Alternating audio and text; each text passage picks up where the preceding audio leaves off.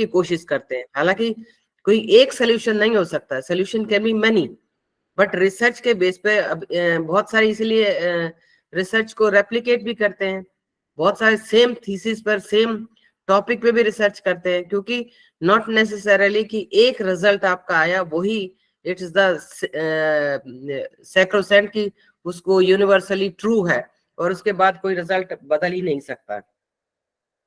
Research करते समय हम प्राइमरी डाटा का भी यूज करते हैं और रिसर्च करते समय हम सेकेंडरी डाटा का भी यूज करते हैं। प्राइमरी डाटा का अर्थ है कि डायरेक्टली जिन पर हम रिसर्च करना चाहते हैं उन्हीं से हम बातचीत करते हैं, उन्हीं से इंफॉर्मेशन सीख करते हैं। सेकेंडरी डाटा में क्या है कि हम ऑलरेडी एग्जिस्टिंग जो रिसर्चेस हैं, एग्जिस्टिंग जो प्रोग्राम्स हैं, एग्जिस्टिंग जो डॉक्यूमेंट्स हैं उन प्रोग्राम्स के, उनको एनालाइज करके हम नई कोई बात बताते हैं जो उस प्रोग्राम उस डॉक्यूमेंट में पहले रिफ्लेक्ट नहीं हुई या उसको एनालिटिकली क्रिटिकली हम उसको देख करके बताते हैं। तो ये सेकेंडरी रिसर्च मेथड होता है और इससे क्या है कि इंपिरिकल एविडेंसेस हमें मिल जाते हैं। अब बहुत सी चीजें हैं ना कि हम ये मान के चल रहे हैं कि बहुत हमारे यहाँ ज्यादातर लोग मोबाइल फोन का यूज करते हैं, ज्यादातर लोगों के पास आईफोन है, ये हमारी अजम्पशन है। लेकिन जब तक ये अजम्पशन हो सकता है सही भी हो और ये अजम्पशन सही भी ना हो, ये अजम्पशन हम सही कैसे कर सकते हैं कि हमें इंपेरिकली एविडेंसेस कलेक्ट करने पड़ेंगे, और जो इंपेरिकल एविडेंसेस हैं वो किस बेस पे मिलेंगे, वो हमें रिसर्च के बेस पर ही इंपेरिकल एविडेंसेस मिलते हैं। सो इसलिए कहते हैं कि वेरीफाइबल भी होता है, इंपेरिकल एविडेंसेस भी होते हैं, और इन रिसर्च के बेस पर हम थियरी का भी निर्माण कर सकते हैं।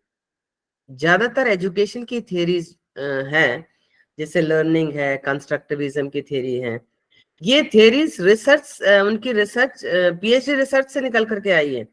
तो उन लोगों ने इतनी सिंसियरली रिसर्च किया कि उनकी फाइंडिंग्स को एक तरह से जनरलाइज कर दिया और उनके बेस पे बहुत सारी थियरीज का जनरेशन भी हो गया है।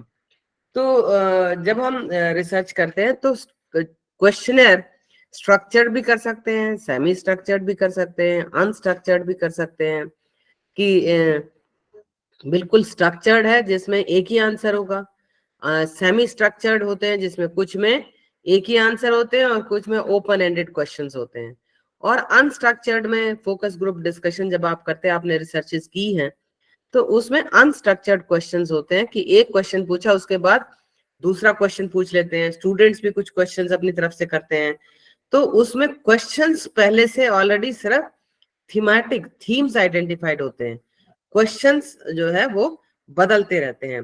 इंटरडिसिप्लिनरी नेचर की भी स्टडी करते हैं कि जैसे आपने पहले आपका सब्जेक्ट है बायोलॉजी, लेकिन आप जाना चाह रहे हैं एजुकेशन में कि बच्चे बायोलॉजी में कितना इंटरेस्ट रखते हैं, कितने, या टीचर्स बायोलॉजी के कुछ ऐसे चैप्टर्स हैं, सेंसिटिव चैप्टर्स हैं जो पढ़ाते हैं कि नहीं पढ़ाते हैं, जैसे रिप्रोडक्टिव सिस्टम का चैप्टर है, बहुत सारी रिसर्चेस में भी आया है कि टीचर्स ज्यादातर उस चैप्टर को अवॉइड करता है क्योंकि वो चैप्टर उनको थोड़ा सेंसिटिव लगता है।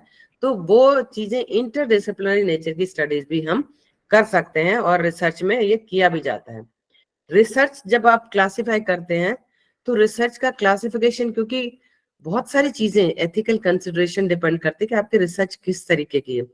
क्या आप डेटा कलेक्शन के मेथड से कर रहे हैं, मीन्स की सर्वे कर रहे हैं, या इन डेप्थ स्टडी कर रहे हैं, या केस स्टडी कर रहे हैं, या आप इन्वेस्टिगेशन कर रहे हैं, तो किस तरीके की स्टडी है जिसमें डेटा कलेक्शन आपका किस तरीके, इंटरव्यू शेड्यूल है या आपका क्वेश्चनेयर है, या तो रिसर्च को हम कहते हैं कि we can classify by the data collection method. दूसरा है कि हम ऑब्जेक्टिव से भी क्लासिफाई कर सकते हैं, यानी प्योर रिसर्च है कि जिसको हम एकदम साइंटिफिकली नया जनरेशन ऑफ न्यू नॉलेज है, या अप्लाइड रिसर्च है, ऑलरेडी रिसर्च तो हो गई है, अब हम रिसर्च को अप्लाई करके देखना चाहते हैं डिफरेंट फील्ड्स में, तो एप्लीकेशन उसमें ज्यादा फोकस किया गया। ज्यादातर हम इंडिया में अप्लाइड रिसर्च को यूज करते हैं, ऑलरेडी रिसर्चेस हो चुकी हैं, उसी के बेस पे डाटा हम कलेक्ट करते हैं और हम एक तरह से रिसर्च कंडक्ट करते हैं। टाइम के हिसाब से भी रिसर्च है, क्रॉस सेक्शनल है, एट द सेम टाइम है, या लॉन्गिट्यूडनल स्टडी है, क्वांटिटेटिव है, क्वालिटेटिव स्टडीज है। क्वांटिटेटिव स्टडीज में हम बहुत नैरो क्वेश्चंस पूछते हैं, जबकि क्वालिटेटिव स्टडीज में क्वेश्चंस कम होते हैं लेकिन ब्रॉड क्वेश्चंस किए जाते हैं। क्वांटिटेटिव स्टडीज में हम स्टैटिस्टिक्स को यूज करते हैं, एनालिसिस ऑफ डाटा, क्योंकि उसमें जो है आंसर एक ही होता है। क्वांटिटेटिवली मेथड में डाटा कलेक्ट किया है। क्वालिटेटिव स्टडीज में हम टेक्स्ट के फॉर्मेट में डाटा कलेक्ट करते हैं। अब टेक्स्ट के फॉर्मेट में डाटा कलेक्ट करने के लिए हम ज्यादा डिस्क्रिप्टिव एनालिसिस हम ज्यादा यूज करते हैं। इसी तरीके से क्वांटिटेटिव में एक फायदा है कि अनबायस्ड इंफॉर्मेशन कहते हैं, क्योंकि आपका आंसर एक है। क्वालिटेटिव में आंसर ज्यादा सब्जेक्टिविटी होती है, मैं क्या सोचता हूँ या मैं क्या सोचती हूँ, तो सब्जेक्टिविटी ज्यादा होती है, तो उसमें बायस्ड मैनर में भी कभी कभी हमारे पास इंफॉर्मेशन आती है। तीसरी बात यह है कि इसमें जो रिस्पॉन्सेज होते हैं, हाइपोथेसिस हम मान के चलते हैं, और क्वालिटेटिव स्टडीज में कोई प्री डिटर्मिन्ड रिस्पॉन्सेज नहीं होते हैं, क्योंकि वो इन डेप्थ स्टडी है। क्वांटिटेटिव में तो बहुत ज्यादा, तो जनरली क्वांटिटेटिव स्टडीज हम करते हैं, जैसे सर्वे वगैरह करते हैं, तो उसमें क्वांटिटेटिव एनालिसिस हम ज्यादा लेते हैं कि लोग क्या सोचते हैं। या आपने देखना है कि NEP 2020 ने तो बहुत सारी बातें की हैं, तो कितनी बातें सिस्टम में गई हैं, उसके लिए आप कुछ टीचर से, कुछ प्रोफेसर से, कुछ प्रिंसिपल से, कुछ एजुकेशनिस्ट से डाटा इन डेप्थ कलेक्ट करते हैं, तो आप कह सकते हैं कि ये एक तरह से क्वालिटेटिव स्टडी है।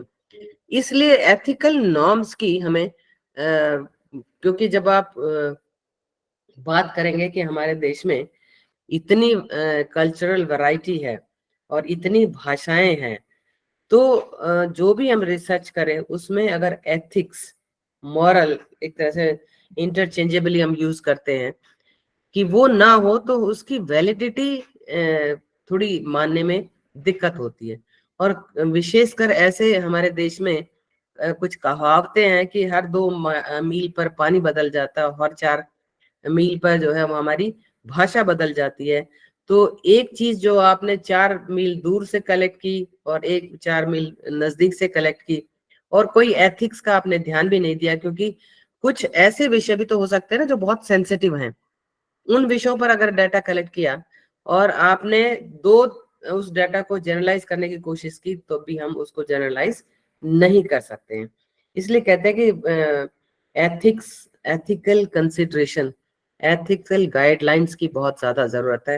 हालांकि हमारे देश में अभी तक कोई भी इस तरीके की वेल लीड गाइडलाइंस एथिक्स से रिलेटेड नहीं है भी। 1999 में एक ethical guidelines for social science research in health was framed by the national committee on ethics for social science, लेकिन कितना हम उसको पालन करते हैं, ये एक नॉन क्लिनिकल में तो बहुत ज्यादा इग्नोर करते हैं। हालांकि क्लिनिकल जो रिसर्चेस हैं जिसमें हेल्थ से रिलेटेड है, जैसे कोरोना से रिलेटेड जब ड्रग्स को आपने किया, तो हम उसको एथिक्स को थोड़ा हम ध्यान करते हैं, नहीं क्योंकि उसमें सेंसिटिविटी बहुत अधिक होती है, इसलिए नहीं करते हैं।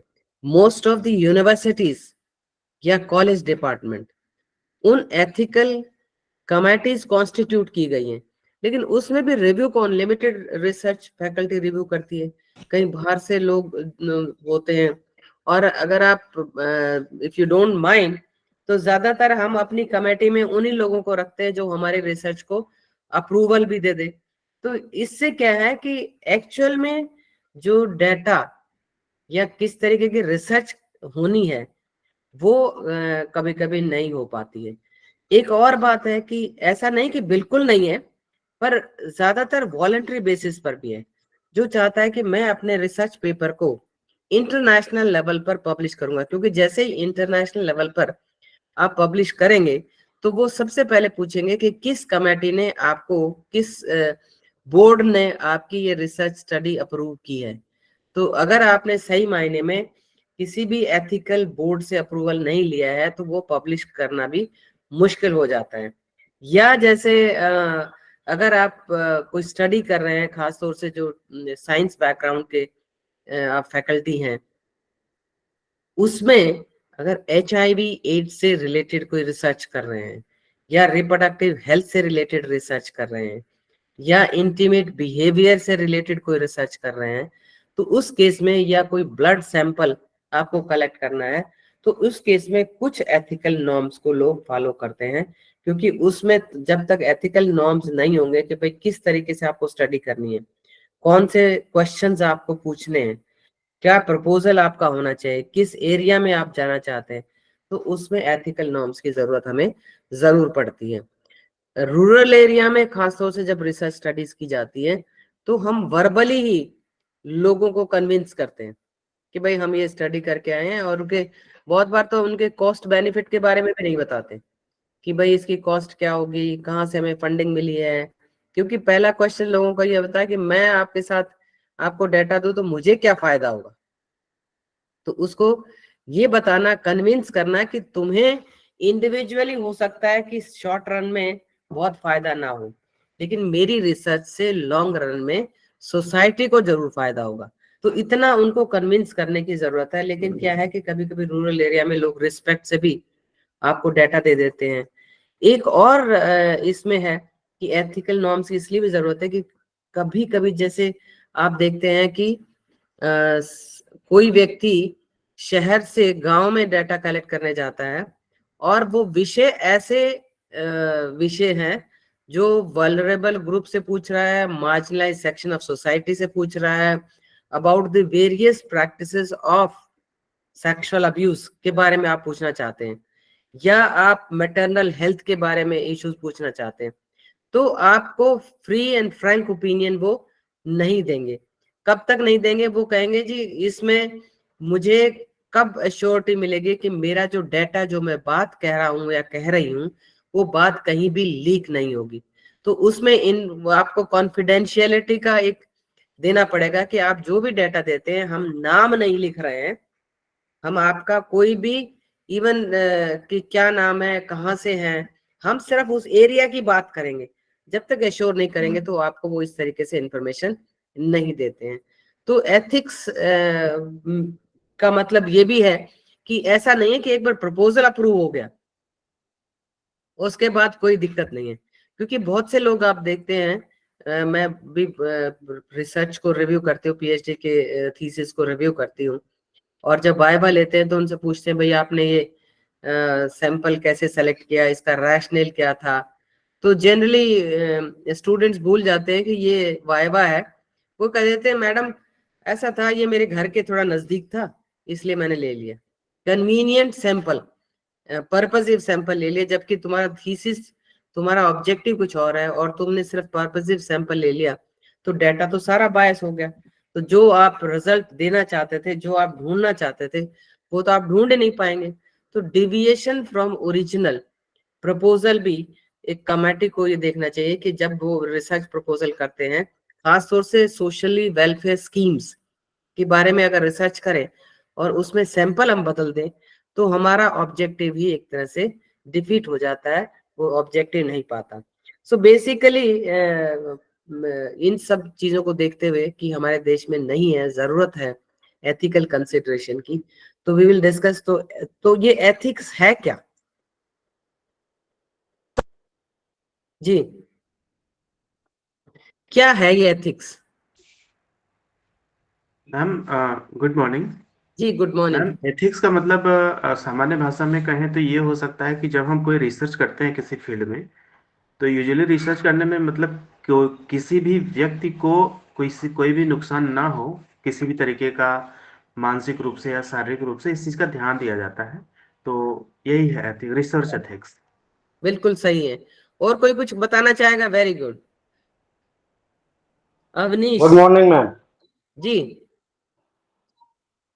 एथिक्स का मतलब मैम नैतिकता से है, हिंदी में उसका अर्थ होता है नैतिकता।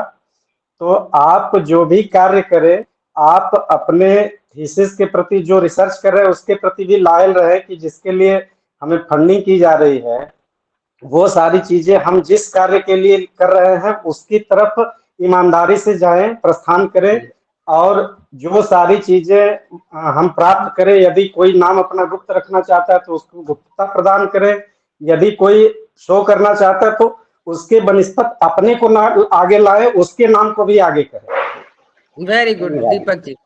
तो बहुत अच्छा आपने बताया दोनों ने कि भाई एक तो ईमानदारी से काम करें, ऑनेस्टली काम करें, सिंसियरली करें, और किसी को किसी भी तरीके की कोई मानसिक या शारीरिक जो है वो कष्ट ना दे। जी जीवन कुमार जी। हाँ, गुड मॉर्निंग मैम। जी गुड मॉर्निंग। मैं इसमें एक चीज और जोड़ना चाहूंगा कि जहाँ रिसर्च में ऑब्जेक्टिविटी और सब्जेक्टिविटी दो चीजें होती हैं, तो इसमें रिसर्च में हम लोग ऑब्जेक्टिविटी का बहुत ध्यान रखते हैं जी, तो लेकिन डिपेंड ऑब्जेक्टिविटी करता इज है। The main for the ethical research. जी जीवन कुमार जी, डिपेंड करता है कि रिसर्च आप कैसे कर रहे हैं। अगर क्वांटिटेटिव कर रहे हैं तो ऑब्जेक्टिविटी का ध्यान कर सकते हैं, लेकिन अगर आप क्वालिटेटिव कर रहे हैं तो उसमें कुछ बायसेस आ जाती हैं, व्यक्ति अपनी बायसेस भी उसमें डाल देता है।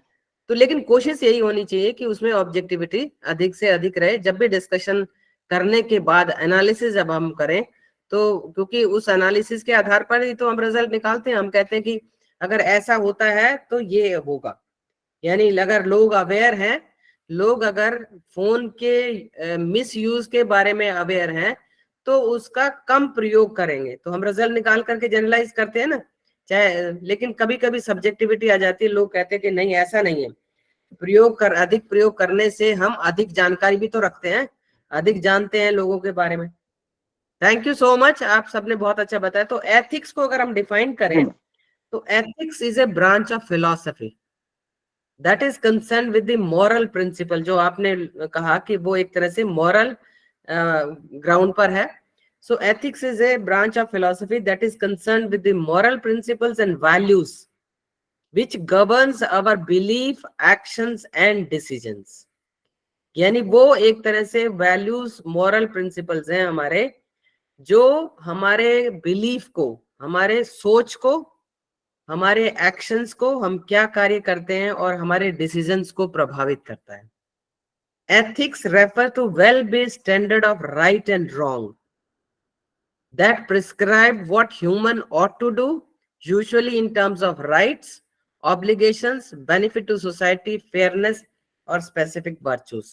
यानी एथिक के आधार पर हम ये स्टैंडर्ड बनाते हैं कि क्या सही है और क्या गलत है, किसी से किस तरीके की इंफॉर्मेशन लेना सही है, किसी को कोवर्स करके, फोर्स करके इंफॉर्मेशन लेना सही नहीं है।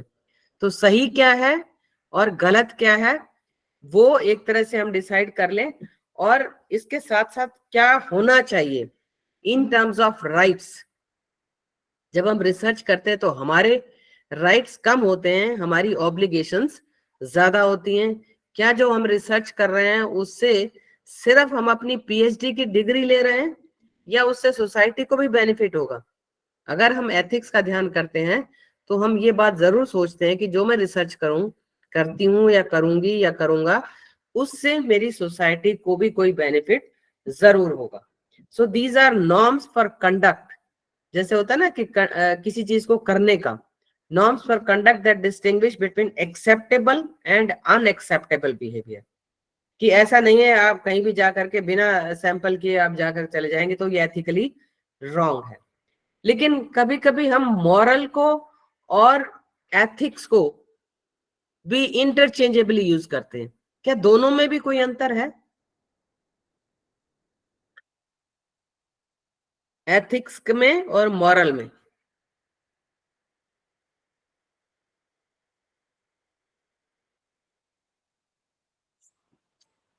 कोई अंतर है दोनों में? ये दोनों मैम मोरल हमारे दिल की आवाज है। मॉरल हमारा गिरी साहब दिल की आवाज है, दिल की अंदर से दिल जो की आवाज आवाज। आती है। अच्छा बिल्कुल सही है। और एथिक्स थोड़ा सा लॉजिकल तर्क वाली आवाज है, मतलब दिमाग की आवाज है वो दिमाग की आवाज है। वेरी गुड, बहुत अच्छी बात की उन्होंने।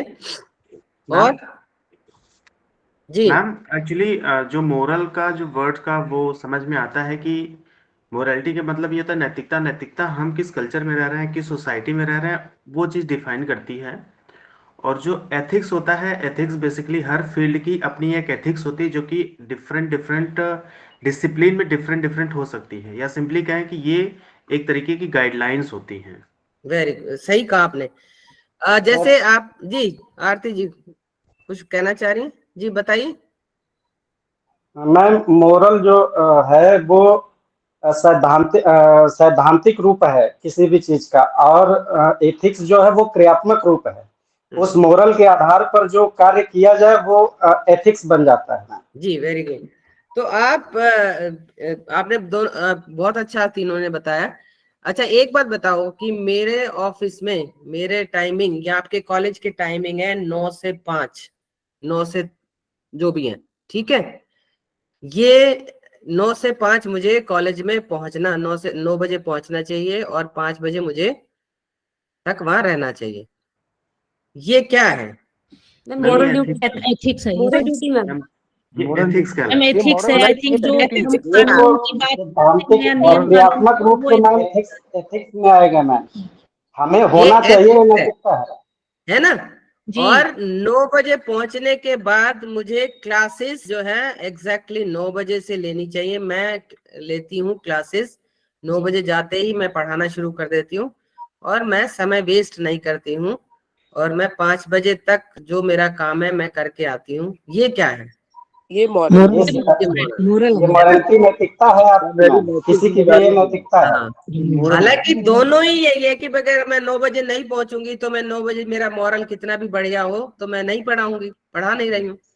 सो basically ethics and morals are related to right and wrong conduct, and they are पर्यायवाची भी है मैम एक दूसरे के, जी, लगभग एक दूसरे के पर्यायवाची भी है। पर्यावरण है। मतलब मैम लेकिन वही जो क्या है, जनरली हम कोड जो ऑफ कंडक्ट जो है जी। Refers to rules provided by an external source.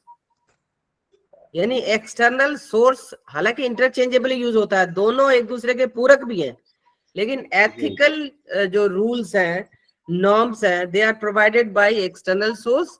Moral refer to individuals own principles regarding right and, जी जी बिल्कुल बिल्कुल मैम, है ना। तो नैतिकता स्वतः की दोनों होती मिलकर है। के और जब काम करते हैं तो हम सही तरीके से काम करते हैं, क्योंकि अब जो हमारा जैसे कहते हैं ना, आपका कोड ऑफ कंडक्ट है ना, आपका एथिकल कंडक्ट है, तो उसको गवर्नमेंट ने तो हमें कह दिया कि हम इतने बजे से इतने बजे तक हमें इस कॉलेज में होना चाहिए, बट बेसिकली कॉलेज में तो हम हैं बिकॉज ऑफ द रूल्स, क्योंकि थंब इम्प्रेशन आजकल बायोमेट्रिक हो गया है, लेकिन how much we are teaching वो हमारा अपना मॉरल है। सो एथिक्स के 4 पिलर कहते हैं, बहुत अहमियत रखते हैं। पहला है ऑनेस्टी, यानी कि ऑनेस्ट होना बहुत जरूरी है अगर आप कोड ऑफ कंडक्ट को लागू करते हैं। ऑनेस्ट का मतलब ऐसा भी है, टू बी, आप शायद माइंड नहीं करेंगे, बहुत सी जगह में क्योंकि बायोमेट्रिक हो गया है, तो जो लोग रहते हैं वहां, ऐसा भी देखा गया है कि वो आकर के सुबह अंगूठा लगा गए हैं और फिर आराम से आते हैं। तो एथिक के हिसाब से, तो कोड ऑफ कंडक्ट के हिसाब से, they are coming before time and they are going after the, you can say, time. तो उससे ज्यादा समय तो कोई दे ही नहीं सकता। लेकिन ऑनेस्टी अगर है एथिकल में, तभी वो कोड ऑफ कंडक्ट की जो समय है उसके अनुसार, if you are coming to the office, coming to the college, then we are more honest. Similarly, in research also, that whatever proposal we are preparing, our objective is that honestly we'll conduct that research, honestly we'll collect the data, honestly we will analyze the data. So that is the first pillar. Second pillar है कि confidentiality, यानी whatever information we will collect from different target group, from our sample, we will keep it confidential. So ये दूसरा है, honesty, honest and confidentiality is very very important. Then no responsibility, responsibility in the sense that we are also responsible कि जिनसे हम data collect कर रहे हैं, we will not do any harm, जैसे कहते हैं ना, किसी तरीके का भी हम उनको हार्म नहीं करेंगे, उनकी ट्रस्ट को ब्रीच नहीं करेंगे, तोड़ेंगे नहीं, उनके ट्रस्ट को जो है हम रखेंगे। इसलिए आप देखते हैं जब आप डेटा कलेक्ट करने जाते हैं,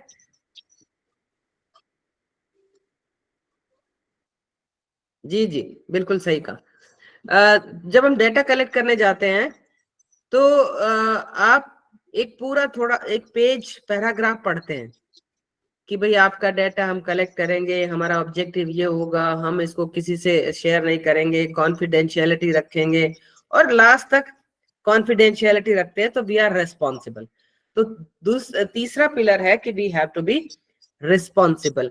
चौथा है नो कॉन्फ्लिक्ट ऑफ इंटरेस्ट, यानी हम जो रिसर्च करते हैं वो किसी के इंटरेस्ट को खत्म करने के लिए थोड़ी करते हैं, हम तो रिसर्च करते हैं जिससे कि सोसाइटी को, जिनके बारे में हम ले रहे हैं, फॉर एग्जांपल हम डेटा कलेक्ट कर रहे हैं from the marginalized section of the society and we want to find out कि जो वेलफेयर स्कीम्स हैं whether these schemes are reaching to those people or not. So there is no conflict of interest. हम ऐसे interest, या हम किसी के behaviour के बारे में भी मान लीजिए स्टडी कर रहे हैं कि whether they have a responsible behavior towards the partner or not, और क्या हमारी सोसाइटी में किस तरीके के जो अडोलेसेंट्स हैं उनका बिहेवियर कैसा है, तो there is no conflict of interest. अगर खराब है तो हम कोई मटेरियल बनाएंगे, कोई प्रोग्राम बनाएंगे जिससे कि हम उनको एजुकेट करने की कोशिश करेंगे। तो there are 4 pillars of ethics. वो कहते हैं कि वैसे और भी हो सकते हैं, जैसे ट्रूथ कह सकते हैं, बट ऑनेस्टी में ट्रूथ भी आ जाता है। तो इन 4 कम से कम पिलर्स को हम ध्यान में रखें जब हम रिसर्च करें, which are the pillar of the ethics. Ethics की जरूरत इसलिए भी है कि हम इफेक्टिव ट्रीटमेंट, यानी हम जो भी रिजल्ट निकाल करके लाएंगे about the treatment, about the behavior, about the other aspects, that will be you can say will be more real। नहीं तो अदरवाइज वो रियल नहीं होंगे। आप फेक डेटा कलेक्ट कर लेंगे तो फेक डेटा में हमें रियल इंफॉर्मेशन नहीं मिलेगी। तो वो भी एक बहुत जरूरी है। लोगों की क्वालिटी ऑफ लाइफ को इम्प्रूव करने के लिए रिसर्च की जाती है। जैसे जो भी आप पॉलिसी करते हैं, कोई ड्रग्स का इन्वेंशन करते हैं, इवन हम सोशल साइंस रिसर्च में एनवायरमेंट पे रिसर्च करते हैं। तो whatever research we do, we suggest and whatever findings are there, तो उनकी फाइंडिंग्स का मेजर ऑब्जेक्टिव यही तो होता है कि we want to improve the quality of life of the people. लोगों की गुणवत्ता को हम इम्प्रूव करना चाहते हैं। और रिसर्च जब हम करते हैं तो किसी पर कोई नेगेटिव इफेक्ट नहीं डालना चाहते। इवन जो बहुत सेंसिटिव इश्यूज हैं उन पर जब हम रिसर्च करते हैं तो first and foremost we have to convince them, counsel them कि आपसे जो रिलेटेड चीजें हम पूछ रहे हैं, जैसे HIV एड्स के बारे में जब इंफॉर्मेशन देते हैं तो उनको काउंसलिंग करनी पड़ती है कि हम आपकी इंफॉर्मेशन किसी को नहीं देंगे, लेकिन आपको ये पता लग गया तो आप कम से कम अपनी ट्रीटमेंट कर सकते हैं। तो रिसर्चर का ऑब्जेक्टिव ये भी होना चाहिए कि वो किसी भी तरीके से कोई नेगेटिव इफेक्ट दूसरों पर नहीं डाले, और एथिकल बिहेवियर उसका अनएथिकल नहीं होना चाहिए। यानी जो एथिकल नॉर्म्स को यूज करे, प्रिविलेजेस को भी कई बार हम यूज करते हैं ना, आई एम द बॉस, है ना, तो मैं अगर कह रहा हूं तो आपको ये स्टडी करनी है, ये आपको डाटा देना है मुझे। जैसे कई बार, बहुत बार हम अपने इंस्टीट्यूशन का डाटा कलेक्ट करते हैं, और हम इंस्टीट्यूशन का डाटा जब कलेक्ट करते हैं क्योंकि बॉस है तो कोई गलत बात भी हम नहीं बोल सकते, क्योंकि कल को उसको पता लग जाएगा कि कौन सी बात उन्होंने लोगों ने कही है, और कहीं ना कहीं वो जानकारी ले लेते हैं कि भाई इसने मेरे बारे में गलत रिपोर्टिंग की है। तो इसलिए भी है कि हम अनएथिकल हमारा बिहेवियर नहीं होना चाहिए if you want to get the data, true data. So कहते हैं ना, ethical consideration is what you decide to research and how you conduct that research involve key ethical consideration, and these are a set of principles that guide the research design and practice in a holistic manner. So ethical consideration है कि human rights and dignity first, यानी कोई भी research आप करें, किसी भी area में करें, first and foremost that we have to focus on human beings, that human rights में कोई violation नहीं होना चाहिए। Credibility of research is very important. If you collect data through a different mode which is not trustworthy, यानी वो morally questionable है, data आपने collect कर लिया, बहुत सारा आप देखते हैं whether you agree or not, कि डाटा आपने थोड़ा सा कलेक्ट किया और उसको आपने मल्टीप्लाई कर दिया कि मैंने तो इतना डाटा कलेक्ट कर लिया है। कभी कभी रिसर्चर पकड़ा भी जाता है कि जिस वे से उसने डाटा कलेक्ट किया और उस सोसाइटी के बारे में, उस इलाके के बारे में, उस क्लाइंटेल के बारे में आप जानते हैं, तो उससे क्या है कि इतना पैसा खर्च करने के बाद भी वो रिसर्च किसी काम की नहीं है।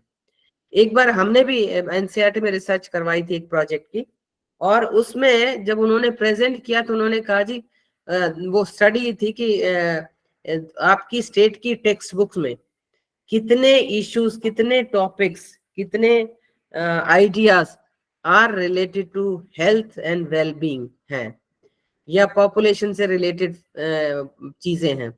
तो उन्होंने कहा कि जी उसमें तो ज्यादा नहीं है, और उन्होंने क्या किया, किसी दूसरी स्टेट का डाटा लगा करके नाम बदल दिया सिर्फ स्टेट का, जबकि हमने उनकी खुद किताबें देखी हुई थी कि उन किताबों में काफी था। लेकिन हमारे अपने इंस्टीट्यूट ने कहा कि ये तो आपने किया है, तो आप तो कह ही सकते हैं कि ये डाटा है, हम इसको एक्सटर्नल एजेंसी से करवाएंगे। लेकिन एक्सटर्नल एजेंसी ने इस तरीके से काम किया, तो कभी कभी क्या है कि अगर पकड़े गए तो वो सारी स्टडी इमोरल हो जाती है, मॉरली क्वेश्चनेबल हो जाती है कि आपकी टोटल स्टडी फेक है। इवन बाकी की जो स्टेट्स का डाटा है, वी डोंट बिलीव कि आपने सही जाकर के डाटा कलेक्ट किया है। तो इसलिए भी बहुत जरूरी है कि अगर एथिकली हम जो हमने सैंपल लिया है, जो हमने टारगेट ग्रुप लिए हैं, उनको अगर हम जरूर लें। इसमें वॉलंटरी इंफॉर्मेशन लेनी बहुत जरूरी है कि व्यक्ति वॉलंटरी इंफॉर्मेशन दे और वो सेफ भी रहे, उसको ये डर नहीं रहे कि मैं जो इंफॉर्मेशन दे रहा हूं, क्योंकि कॉन्फिडेंशियलिटी अगर आप मेंटेन करेंगे एथिक्स में, तभी आप उनसे सही जानकारी रख सकते हैं। मेंटेन साइंटिफिक इंटीग्रिटी, यानी जब एनालिसिस करते हैं, एनालिसिस में कोई किसी तरीके का गलत एनालिसिस नहीं होना चाहिए, मीन पॉजिटिव नहीं आया। अब बहुत बार होता है ना, I have done my own study, कि मैंने देखा कि स्टडी का मेरा इम्पैक्ट था कि what was the impact of classroom transaction of that program. अब क्लासरूम ट्रांजैक्शन पर जब हम गए तो हमने देखा कि प्री टेस्ट बेटर था, पोस्ट टेस्ट में तो रिजल्ट नेगेटिव आ गया, कि पोस्ट टेस्ट में जो हम चाहते थे कि इफेक्टिवनेस उसका हो, तो वो नेगेटिव आ गया। अब उसमें खतरा लगने लग गया ना कि आपने प्रोग्राम किया, आपने टीचर्स ट्रेन किए, आपने मटेरियल बनाया, और उसके बाद आपका रिजल्ट तो नेगेटिव आ रहा है। तो ज्यादातर रिसर्चर क्या करता है कि उसको मैनिपुलेट करके पॉजिटिव में कन्वर्ट कर देता है, yes there is a total positive change. लेकिन अगर नेगेटिव आ रहा है, इसका मतलब है कि we have to find out somewhere if your material is not good, or your transaction methodology is not good, or there's a lot of transaction loss while transacting the information। तो ये सारे मुद्दे और हैं कि इसमें और गहराई से चिंतन करने की जरूरत है। अगर हम रिसर्च को सही तरीके से नहीं रखेंगे तो हम इन सब पर फोकस नहीं करते। बहुत बार आपने देखा होगा कि लोग कहते हैं there's a 99% improvement in the attitude of the people, awareness of the people। We can't believe कि एक आपने ट्रेनिंग किया और उस ट्रेनिंग के बाद आपका 99%, 90% जो है वो इम्प्रूवमेंट हो गया। तो कुछ चीजें हैं कि अगर साइंटिफिक इंटीग्रिटी भी हम नहीं मेंटेन करेंगे, that means we are not following the proper design. Validity उसकी जरूर एनहांस होती है अगर हम सही तरीके से रिसर्च को करते हैं, क्योंकि मैनिपुलेशन करके जब आप दूसरी जगह करेंगे तो वो ना तो डेटा रिलायबल रिसर्च रहेगी, ना उसकी वैलिडिटी रहेगी। तो ये भी एक बहुत जरूरी है। बहुत बार स्टडीज ने एथिकल नॉर्म्स को वायलेट किया है, और कुछ हिस्टोरिकल रिसर्चेस हैं जिसमें, कुछ हिस्टोरिकल पब्लिकेशंस हैं जिसमें बताया गया कि किस तरीके से लोगों को टॉर्चर करके रिसर्च स्टडी की गई। और एक मैं मटेरियल जब मैंने सर्च किया तो उसमें पाया कि Nazi physician during world war second, Nazi physician and scientist and researcher, तीनों ने मिलकर के, यानी फिजिशियन भी थे, साइंटिस्ट भी थे उनके साथ, और रिसर्चर भी थे, उन्होंने इन the name of research, in the name of something to find out something, some good drugs, they performed painful and horrifying experiment on thousands of imprisoned people in concentration camp। यानी जो उनके prisoner थे उनके ऊपर horrifying, यानी horrifying experiment, हम तो कहते हैं किसी को कष्ट रिसर्च में नहीं होना चाहिए। उन्होंने, उन फिजिशियंस ने फ्रीजिंग टेम्परेचर में लाइव वायरसेस इंजेक्ट किए, उनको जहर के इंजेक्शन इंजेक्ट किए, मलेरिया के इंजेक्शन इंजेक्ट किए, mixture of untested drugs inject किए in the name of experimental research. तो एक्सपेरिमेंटल रिसर्च के रूप में अगर इतने हॉरिफाइंग, वहां पर किसी भी तरीके का कोई कोड ऑफ कंडक्ट, कोई एथिकल कंसिडरेशन उन्होंने नहीं लिया, क्योंकि ना तो वो कोई फिजिशियन, साइंटिस्ट और रिसर्चर होते हुए भी उन्होंने इस तरीके का कोई मींस एथिकल नॉर्म्स नहीं लिए, और उससे रिजल्ट क्या निकला कि बहुत से लोग ट्रॉमा में मर गए, परमानेंट डिसेबिलिटीज हो गई हैं, खत्म हो गए हैं लोग। तो ये उन्होंने कभी भी कंसेंट उनकी लेने की कोशिश नहीं की, क्योंकि कोई भी ड्रग हम ट्रायल करते हैं तो पहले कंसेंट लेते हैं, उस व्यक्ति को कंफर्टेबल बनाते हैं कम से कम, कि उसमें इंजेक्ट करने से पहले, जैसे कोरोना में बहुत सारी ड्रग्स आप ट्राई किया, कोरोना की फाइनल जो डोज मिली तो लोगों ने वॉलेंटरीली जो आगे आए उन्हीं पर वो ड्रग टेस्ट की गई थी। इसी तरीके की एक टस्गी की सिफिलिस स्टडी थी। सिफिलिस जो बीमारी है, या बिल्कुल सही कह रहे डॉक्टर दीपक,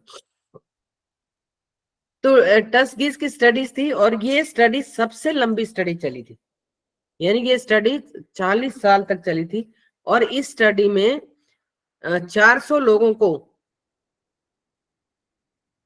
उनका 400 लोग उनके सैंपल में थे 1972 से लेकर के, और 1932 से लेकर 1972 तक ये स्टडी चली।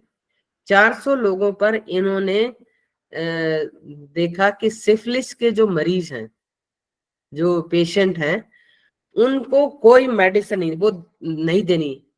वो ये देखना चाहते थे कि सिफिलिस क्या ऑटोमेटिकली कितने दिन तक व्यक्ति जिंदा रह सकता है, जबकि बीच में पेनिसिलिन का भी आविष्कार हो गया था। बट इवन देन जितने भी फिजिशियन उनको ट्रीट कर रहे थे, जितने भी डॉक्टर उनको ट्रीट कर रहे थे, उन सब से बातचीत करके कि भाई आपको इन पेशेंट को कोई आपने मेडिसिन नहीं देनी है। तो आप मान के चलिए कि 40 साल तक उनमें से बहुत सारे, अगेन क्योंकि सिफिलिस भी तो एक तरह से सेक्सुअली ट्रांसमिटेड डिजीजेस है, तो उसमें बहुत सारे लोगों को कितनी तकलीफ सहन करनी पड़ी होगी। और ओनली जब ये मीडिया में आया, मास मीडिया ने जब इनको एक्सपोज किया कि इस तरीके की स्टडी चल रही है, तो तब जाकर के उन्होंने उनका जो रिसर्च एक्सपेरिमेंट था वो बंद हुआ। और 65 साल बाद बिल क्लिंटन ने उनकी फैमिली से माफी मांगी, क्योंकि इसमें बहुत सारे लोग, अगेन उनकी डेथ हो गई। और सिर्फ एक उन्होंने लोभ सिर्फ यही दिया था, ये भी दिया था कि भाई नहीं हम आपको दवाई देते हैं, वो प्लेसिबो इफेक्ट होता ना, कि आपने वाटर दे दिया और कहा कि this is a medicine, you take it, this will definitely help you. तो उन्होंने कोई मेडिसिन नहीं दी उनको, और एक दिया था कि अगर मान लीजिए आपको खुदा ना खास्ता कुछ हो जाता है तो आपको दफनाने की वो सर्विसेज फ्री मिलेंगी। शायद वहां पर उस समय वो कॉस्टली थी, ज्यादातर लोग वल्नरेबल थे, फ्रॉम ब्लैक कम्युनिटी से थे। तो इस तरीके से जब लोग थे, तो उन्होंने, जबकि ये है कि जिस भी व्यक्ति का अगर किसी बीमारी से डेथ होती है और हॉस्पिटल में डेथ होती है, तो वो उसका ऑटोमेटिकली वो जब उसके बाद दफनाने की फैसिलिटीज है। तो क्योंकि गरीब लोग थे, उनको पता नहीं था, वल्नरेबल थे, तो बिना किसी तरीके के कंसेंट के उन्होंने 40 साल तक ये रिसर्च करते रहे to find out whether syphilis can be cure automatically, और सिफिलिस के over the period of time क्या क्या इम्प्लीकेशंस होते हैं। इसी तरीके से एक और स्टडी यूनाइटेड स्टेट्स में की गई थी, जिसमें एल्डरली पेशेंट्स में लाइव कैंसर सेल्स इंजेक्ट किए, जबकि उनकी कोई कंसेंट नहीं ली गई। जो बूढ़े लोग थे उनमें कि भाई कैंसर सेल से, क्योंकि वो कहते हैं ना कि लोहा लोहे को काटता है, तो दे वांट टू सी कि इस तरीके का अगर कोई ड्रग बनाई जाए तो क्या हम कैंसर को ट्रीट कर सकते हैं। तो वो भी एक बिल्कुल अनएथिकल स्टडी थी। और कुछ गौटमेला में एक स्टडी की कि उन्होंने मेंटल पेशेंट्स जो थे, प्रिजनर थे, सोल्जर्स थे, उनमें सिफिलिस को with the cooperation of prostitute, मतलब सिफिलिस को इन्फेक्ट किया, और फिर वो उन्होंने देखा कि पेनिसिलिन का क्या इफेक्ट हो सकता है। यानी पेनिसिलिन क्या सिफिलिस में कामयाब है या नहीं है। तो ये सारी स्टडीज जो की गई थी वो एक तरह से अनएथिकल थी। एक स्टडी देखिए प्लेसिबो इफेक्ट पर भी क्या फर्क पड़ता है। एक स्टडी की गई जिसमें वो ये देखना चाहते थे कि बच्चों को अगर आप पनिशमेंट देते हैं और पनिशमेंट की डिग्री अगर आप बढ़ाते हैं तो क्या लर्निंग बेटर होती है कि नहीं होती है। तो उसने कहा कि भाई जब आप एक गलती करेंगे तो आपको इलेक्ट्रिक शॉक दिया जाएगा, अगर आप दूसरी भी गलती करते हैं तो इलेक्ट्रिक शॉक की मात्रा डिग्री बढ़ा दी जाएगी, तीसरी गलती करेंगे तो और इलेक्ट्रिक शॉक की मात्रा बढ़ा दी जाएगी। लेकिन वास्तविकता में पाया गया कि उन्होंने कोई शॉक नहीं दिया इलेक्ट्रिक, लेकिन उनको हर बार ऐसा लगा कि इलेक्ट्रिक शॉक बढ़ गया, अभी बढ़ गया। तो मेंटल स्ट्रेस उन्होंने उन बच्चों को दिया, प्लेसिबो इफेक्ट से ही उनको लगने लग गया कि हमें वो बहुत स्ट्रेस, बहुत एंजाइटी और इस तरीके के हो गई। तो उसमें भी उनको कोई किसी तरह की कंसेंट नहीं थी कि भाई, क्योंकि कंसेंट लेते तो वो इफेक्ट शायद नहीं दिखाई देता। इसी तरीके से CIA ने एक स्टडी की थी कि सोल्जर्स में या जो उनके व्यक्ति हैं ये जानने के लिए कि उनके देश में या क्या चल रहा है, किस तरीके की स्ट्रेटजीज वो अडॉप्ट कर रहे हैं। तो उन्होंने सोल्जर्स में LSD और उनको इलेक्ट्रिक शॉक दे करके और कुछ ऐसी ड्रग्स जिससे कि वो ऑटोमेटिकली, वो कहते हैं ना, हम जब किसी व्यक्ति से पूछना चाहते हैं तो उसको कौन सा ट्रीटमेंट देते हैं आप कि वो झूठ ना बोले, क्या करते हैं? लाइट डिटेक्टिंग, नार्कोटिक्स वाला लाइट डिटेक्टिंग टेस्ट करते हैं ना। तो उसी तरीके से उनको या इनको ट्रीट किया जाए जिससे कि वो अपने बारे में, अपने देश के बारे में जानकारियां उनको दे दे। तो ये सारी एक स्टडीज थी जिनके ऊपर बहुत सारे देन केसेस भी हुए। उन लोगों को जो भी पनिशमेंट मिली होगी उसके बाद इंटरनेशनल लेवल पर एथिक्स से रिलेटेड गाइडलाइंस और रेगुलेशंस बनाई गई। सबसे पहली guidelines Nuremberg code of conduct बनाया गया, फिर हेलेंस्की डिक्लेरेशन ऑफ हेलेंस्की में उसको रिवाइज किया गया। 1976 में भी एक बालमोंट रिपोर्ट बनाई गई। 1948 में तो Universal Declaration of Human Rights by General Assembly of United Nations, जिसमें एथिकल कंसिडरेशन पर काफी तवज्जो दी गई। इसी तरीके से World Association of Medical Editors के रिकमेंडेशन में भी एथिकल पॉलिसीज बनाई गई। 1966 में भी International Convention of Civil and Political Rights में भी ह्यूमन डिग्निटी पर काफी फोकस किया गया। और तो इंडिया में भी इस बनी है, लेकिन इंडिया में जो 1999 में बनी अभी तक बहुत ज्यादा उसका हम प्रयोग नहीं कर पा रहे हैं। तो जनरल, इसलिए इन सब को देखते हुए कि जनरल प्रिंसिपल ऑफ एथिक्स है कि ह्यूमन राइट्स सब्जेक्ट जो है उसको हमें इंपॉर्टेंस देनी है। अब तो फिल्में जब करते हैं तो उसमें भी कहते हैं ना, हमने किसी एनिमल को, किसी जीव को हमने इसमें उनका एक्सप्लॉयटेशन नहीं किया गया है। तो ह्यूमन बीइंग का भी तो एक्सप्लॉयटेशन नहीं होना चाहिए ना। आपने जीव का तो लिख दिया, लेकिन कभी वो लिखते नहीं है कि ह्यूमन बीइंग का हमने किसी भी तरीके का एक्सप्लॉयटेशन नहीं किया है। डिग्निटी को इंश्योर करना बहुत जरूरी है, वॉलंटरी और इन्फॉर्म्ड कंसेंट होना बहुत जरूरी है। तो कुछ एक प्रिंसिपल्स हैं जो हमारे एथिक्स के हैं, और उस एथिक्स के प्रिंसिपल का एक और भी तवज्जो दी गई है कि उसका कंटिन्यूअस इवैल्यूएशन भी होना चाहिए। ऐसा नहीं है कि हमने एक बार एथिक्स नॉर्म्स दे दिए, रिसर्च को इम्प्रूव कर दिया, तो फिर उसके बाद हमें जरूरत नहीं है उसको देखने की। जो भी कमेटी है जिसका निर्माण किया गया है, उस कमेटी का ऑब्जेक्टिव है कि that have to evaluate continuously कि whatever norms were approved, whether that researcher is following those norms or not. इस on the basis of generation of new knowledge पर भी हम किसी का एक्सप्लॉयटेशन नहीं कर सकते कि we are generating something new and therefore we are exploiting and we are torturing somebody for that. वो भी नहीं कर सकते हैं। We have to consider legal and regulatory norms also, क्योंकि लीगल भी कभी कभी बीच में आ जाता है। आप देखते हैं ना, किसी पर आपने स्टडी की और आपने कंसेंट नहीं ली, किसी का आपने फोटो ले लिया, आपने कोई इलस्ट्रेशंस ले ली अपने रिसर्च स्टडी में, और आपने उसकी कंसेंट नहीं ली, तो वो लीगल भी इशू बन जाता है। वो जा सकता है कि मेरा राइट इन्होंने वायलेट किया है, मेरी फोटो इन्होंने यूज की है। तो वो एक तरह, इसलिए वो लीगल रेगुलेटरी नॉर्म्स को भी ध्यान में रखने की बहुत जरूरत है। Minimize possible harms to the environment, जो एनवायरनमेंट जिसमें आप काम कर रहे हैं, जिन लोग रह रहे हैं, we have to see that the harm जो है वो नुकसान बहुत कम से कम हो। No discrimination of researcher and participants on the basis of gender and social group.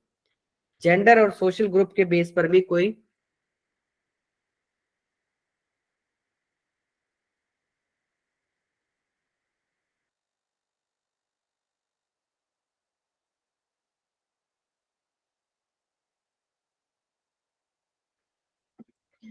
यानी कोई डिस्क्रिमिनेशन नहीं होना चाहिए। और माइनर्स 18 साल से नीचे के किसी भी बच्चे को आप अपनी रिसर्च टीम में नहीं रख सकते हैं। रिसर्च करने से पहले इट इज वेरी इंपॉर्टेंट कि जैसे जो डिपार्टमेंट रिसर्च करवाते हैं, जो यूनिवर्सिटीज रिसर्च करवाती हैं, उनको अप्रोप्रिएट एथिकल एजुकेशन में ट्रेनिंग और एजुकेशन देने की जरूरत है।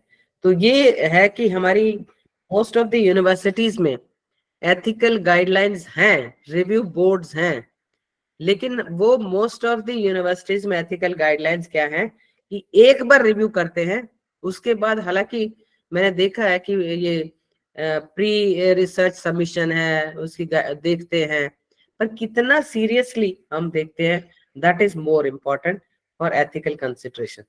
तो एथिकल इश्यूज है, सबसे पहला है getting ethical approval from your research committee. क्या है ये? आपके यहाँ रिसर्च कमेटी होगी जरूर। जी ma'am, research committee, Yes, ma'am.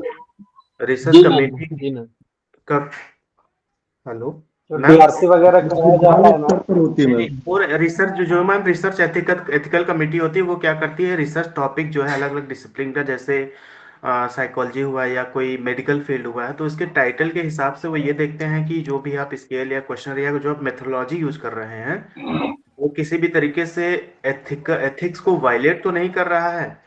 If in case अगर उसको वायलेशन होता है तो उसमें क्या करते हैं कि संशोधन रिवीजन कराई जाती है। जी, आप somebody was asking some question। जी गणेश जी बताइए।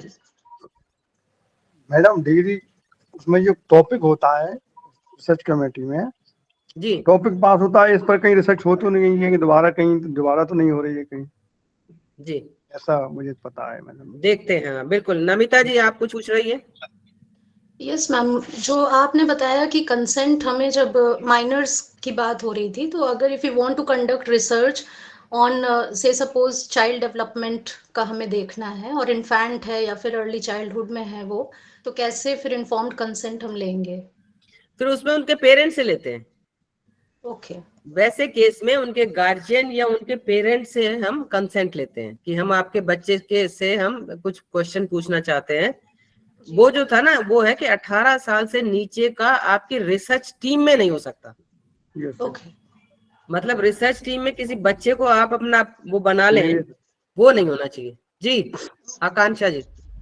हाँ जी मैम, मैम ये कह रहे थे जैसे हम एथिक्स की बात कर रहे हैं, तो हम कह रहे हैं किसी मतलब हर ह्यूमन बीइंग को नुकसान नहीं होना चाहिए। जब मेडिकल में कुछ भी वैक्सीन बनाते हैं या फिर इवन आजकल जो मेकअप प्रोडक्ट्स भी आते हैं, तो उसमें भी पहले वो एनिमल पे टेस्ट किए जाते हैं। तो इस वजह से वैसे मेकअप में तो ब्रांचेस बन गई हैं वीगन और नॉन वीगन करके। तो वीगन में कहते हैं नो एनिमल इज हार्म। तो क्या मतलब एनिमल्स को भी तो प्रोटेक्शन की जरूरत हुई फिर तो करते तो हैं, आगे कैसे बढ़ेगी? हाँ नहीं करते तो हैं। देखिए अब मेंढक काटना बंद हो गया ना कॉलेजेस यूनिवर्सिटी में, है ना, वर्चुअल करके देखते हैं। तो कोशिश तो की जाती है। इवन लोग तो कहते हैं टूथपेस्ट जो बनाया जाता है, अब पता नहीं, आई डोंट नो कितना सही है, तो वो कुछ हड्डियों को में करके और डाला जाता है। सही है कि गलत है आई डोंट नो, पर मैंने भी पढ़ा ही है। आप बिल्कुल ठीक कहती हैं, लेकिन ह्यूमन बीइंग को, एनिमल को तो खैर इसमें एथिक रिसर्च में नहीं उस तरीके से कहा गया है, लेकिन ह्यूमन बीइंग को अगर आप मान लीजिए टेस्ट करना चाहते हैं, then you have to take the consent. कि वो व्यक्ति रिस्क लेने के लिए तैयार है कि नहीं है। हमारे जो देश के सोल्जर्स हैं उनको पता है ना बॉर्डर पर युद्ध होगा तो कुछ भी हो सकता है, लेकिन वो जा रहे हैं ना, तो भर्ती हो रहे हैं ना, उनकी कंसेंट तो ली गई है कि भाई आपको बॉर्डर पे भी भेजा जाएगा, आपको यहाँ भी जाना जाएगा, आप तैयार हैं? तो वो तैयार है, तो वो तैयार होकर के वहां कितना उनका, अगर वो पकड़े जाए तो टॉर्चर भी होगा, कुछ भी हो सकता है। तो इसलिए है कि जो भी एक्सपेरिमेंट आप करें उसमें ह्यूमन डिग्निटी, मतलब मैं जब अपनी चीज को मैं आपको देने के लिए तैयार हूं तो आई फील प्राउड, तो डिग्निटी मेंटेन होनी चाहिए और उसकी कंसेंट लेना बहुत जरूरी है। तो सबसे पहला है कि हमें ethical approval ethic research committee से लेना बहुत जरूरी है, और कमेटी जो है वो सारे, जैसे आप सबने कहा, टॉपिक्स बहुत रिपीट नहीं होने चाहिए, टॉपिक्स एरिया से रिलेटेड होने चाहिए, तो ये सारी चीजें वो कमेटी देखती है। सही आपका डिजाइन है कि नहीं है, सैम्पलिंग ठीक है, आपने डेटा कलेक्ट किया, आपकी जनरलाइजेशन जो होंगी वो कैसी होंगी, एक्सपेरिमेंटल है, नॉन एक्सपेरिमेंट, तो वो सारी चीजें कमेटी देखती है और तब आप जाकर के आपको अप्रूवल देती है। दूसरा है कि वॉलंटरी पार्टिसिपेशन। वॉलंटरी पार्टिसिपेशन का अर्थ है कि जब आप रिसर्च करते हैं तो जो पार्टिसिपेंट, जो आपका टारगेट ग्रुप है, सैंपल, वो वॉलंटरी होना चाहिए। ऐसा नहीं कि आपके किसी दबाव में डरा करके, जैसे कि हम डाटा ले लिया, तो वो नहीं होना चाहिए। वो अपना कभी भी विड्रॉ कर सकता है। जो आपका टारगेट ग्रुप है सैंपल में, उसको ये पूरी फ्रीडम है कि ही और शी कैन विड्रॉ, कि मैं आपके इसका पार्ट नहीं बनूंगा। जैसे आपने 30 स्टूडेंट्स लिए, अब आप देखते हो ना, जब आप सेलेक्ट करते हो तो आप 200 लेते हो, फिर एक्चुअल में आपको डाटा 144 का मिलता है ना, और एनालिसिस जब आप करते हैं उसका निकालते हैं तो आपके पास कुल डाटा बच जाता है 120 का ही। तो बहुत सारा वॉलंटरी विड्रॉ भी कर सकते हैं, और विड्रॉ करने पर आपको कोई हक नहीं है कि आप उनसे पूछें कि आप क्यों विड्रॉ कर रहे हैं। If they don't want to become a part of your study, then they can become a part. उनको ये भी डर नहीं होना चाहिए कि कोई नेगेटिव कॉन्सिक्वेंसेस है। अगर मैंने मैडम के सवाल का जवाब नहीं दिया, टेस्ट नहीं दिया, तो मेरे पर कुछ ऐसा भी हो सकता है, तो वो नेगेटिव कॉन्सिक्वेंसेस भी नहीं होना चाहिए। उनके डिसीजन को हमें रिस्पेक्ट करनी चाहिए और किसी तरीके का कोई प्रेशर नहीं होना चाहिए। तो ये है कि उनके इंटरेस्ट को भी प्रोटेक्ट करें, उनको वॉलंटरी उनको दे।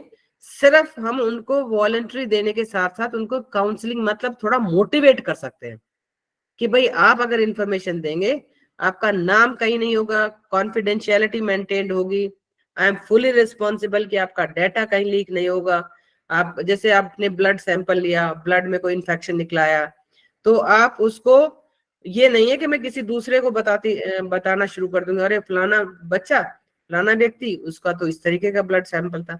उसको बता सकते हैं कि भाई ये आपका ब्लड सैंपल में आया है, आप बेटर है कि अपना ट्रीटमेंट जरूर करवा लें। आप इंश्योर कर you are ensure you that I will not share your information with anyone. Nikhil ji, आप कुछ कहना चाह रहे हैं या पूछना चाह रहे हैं? जी मैम, थोड़ा सा विषय से अलग है, लेकिन मैं मीडिया का स्टूडेंट हूँ। जी, बहुत बढ़िया जी। तो सबसे ज्यादा दिक्कत मतलब मीडिया में, चूंकि सर्वेस बहुत सारे होते हैं, पोल्स होते हैं, आपने देखा होगा, अभी इलेक्शन आएगा तो के पोल्स होंगे, और उसका सैंपल हमको पता नहीं चलता कि सचमुच लिया भी गया कि नहीं लिया गया, पहली बात। और दूसरी बात कि जब जो रिजल्ट्स आते हैं, जो जैसे स्टिंग ऑपरेशंस करते हैं मीडिया में, खूब सारी स्टोरीज चलती हैं, तो उसमें एक दर्शक के तौर पर तो हम कुछ नहीं कर सकते, लेकिन एक पत्रकार के तौर पे भी वो कहाँ बताते हैं कि वो स्टिंग ऑपरेशन कितने कंसेंट से लिया गया, सहमति ली गई नहीं ली गई। उस पे आपकी क्या राय है मैम? स्टिंग ऑपरेशंस कितना एथिकल है, कितना नहीं? देखिए, स्टिंग ऑपरेशन के बाद फिर वो लीगली हो जाता है ना, मीडिया में फिर दोबारा आता है उन्होंने उनका स्टिंग ऑपरेशन किया, उसके बाद वो कोर्ट वोट भी चले जाते हैं बहुत बार। तो मॉरली एथिकली तो गलत है ना, किसी का स्टिंग ऑपरेशन एथिकली तो गलत है। लेकिन गिरी साहब, कुछ एक केसेस में जैसे क्या होता है कि अगर आपको सही रिजल्ट लेना है उसमें चांसेस हैं, लेकिन इस तरीके के स्टिंग ऑपरेशन नहीं। जैसे आपको रिसर्च करनी है कि भाई आज की एनईपी या आपका मीडिया का ही है कि सही तरीके से लोगों ने इंफॉर्मेशन दी कि वो किसको वोट देंगे। अगर आप कंसेंट लेकर के उनसे पूछेंगे तो कोई आपको सही ओपिनियन नहीं देगा, क्योंकि उनका नाम हो जाएगा। अच्छा, इसने इस पार्टी का नाम लिया, अच्छा उसने उस पार्टी का नाम लिया, तो आप क्या करते हैं कि उसमें फिर वॉलेंट्री तो करते हैं लेकिन कोई लिखित में कोई कंसेंट नहीं लेते हैं जिससे आपको ट्रू ओपिनियन मिल जाए, है ना। तो बहुत सारी एथिक्स में ये कि आप 100% ये कहें कि हम सारी की सारी चीजें फॉलो करेंगे। अब ऑनेस्टी आप देखिए कि अब मैं ये जानना चाहती हूँ कि हॉस्पिटल में जो डॉक्टर्स हैं उनका बिहेवियर कैसा है ना। तो अगर इसमें मैं आगे कंसेंट पे भी बात करूंगी, तो अगर मैंने उनसे कंसेंट भी ली, उनको वॉलेंट्री भी कर दिया कि भाई पहले तो आप एग्री करते हैं कि नहीं करते हैं, फिर आप मुझे कंसेंट दीजिए, अब मैं आपके रूम में बैठ करके देखना चाहती हूँ कि आपका बिहेवियर कैसा है, तो कैन आई जज the real behaviour? No ma'am. नहीं ना। तो ऐसे केस में मैंने उसको वॉलेंट्री भी छोड़ दिया, मैंने कंसेंट भी नहीं ली, आई केम एज ए पेशेंट, और पेशेंट आकर के मैंने उसके बिहेवियर को देखा कि वो किस तरीके से बात करता है, क्या सोचता है, क्या एडवाइस देता है। तो कुछ केसेस में थोड़े से डाइल्यूट भी होते हैं, कहते हैं ना कॉन्फ्लिक्ट, दूसरे तरह का कंट्राडिक्शंस, अगर हम उस पर चले तो हमें रियल रिजल्ट नहीं मिलेंगे, लेकिन generally in most of the cases उसमें हम क्या करते हैं कि एक तरह से एथिकल नॉर्म्स का फॉलो करते हैं। इसलिए वॉलेंट्री के साथ साथ हम कंसेंट भी लेते हैं, और कंसेंट दो तरह से हो सकती है, इन्फॉर्म्ड कंसेंट, कि इस इन्फॉर्म्ड कंसेंट में हम उसको एक पेपर दे देते हैं कि भाई आपके स्टडी, और उसको बताते हैं कि भाई स्टडी जो ले रहे हैं उसके क्या बेनिफिट्स होंगे, क्या उसके रिस्क हैं, कहाँ से मैंने फंडिंग ली, कौन इंस्टीट्यूशंस है, कौन मेरा सुपरवाइजर है, कितने दिन की स्टडी है, किसना वो इलिटरेट लोग हैं तो उनको वर्बली हम बताते हैं कि भाई क्या क्या चीजें हैं, या हम उनको जैसे उनको बताते हैं कि भाई सारा टेलीफोन नंबर क्या है, अगर आपको कभी भी दिक्कत है तो आप पूछ सकते हैं, कौन इन्वेस्टिगेट करेगा, क्या प्रोसीजर हम फॉलो करेंगे, क्या अगर कोई जैसे आप ड्रग्स पर अगर टेस्ट करते हैं तो in case of anything happen तो उसकी पॉलिसी फॉर कंपनसेशन क्या है, क्या रिस्क हो सकता है, मेडिकल ट्रीटमेंट आपका क्या अवेलेबल होगा, अगर मान लीजिए मैंने कुछ चीज टेस्ट की और उस टेस्ट के बाद आपको कोई इंजरी हो जाती है या कुछ हो जाता है, तो वो कंसेंट हम उनको एक कंसेंट फॉर्म देते हैं जिसपे वो साइन करके दे सकते हैं। लेकिन बहुत बार हम इनफॉर्म्ड कंसेंट की बजाय इम्प्लाइड कंसेंट भी करते हैं, जैसे एजुकेशन में या मास मीडिया में बहुत सारी ऐसी होती है ना कि आपने क्वेश्चनेयर दिया या आपने बात पूछी, उसने जवाब दे दिया तो मतलब वो हमारे से एग्री कर रहा है, अगर वो एग्री नहीं कर रहा है तो इसका मतलब है कि वो अपनी कंसेंट नहीं दे रहा, वो कहता मुझे कुछ नहीं कहना, तो कंसेंट नहीं दे रहा है। अगर वो एग्री कर रहा है और हमारे सवाल का जवाब दे रहा है तो वो एक तरह से कंसेंट दे रहा है। तो ये एक इम्प्लाइड कंसेंट है कि हम क्वेश्चनेयर देते हैं बच्चों को या जो भी टारगेट ग्रुप है उससे हम इंफॉर्मेशन लेते हैं और वो इंफॉर्मेशन को हमें दे देते हैं। एक कंसेंट कब वेव हो सकती है?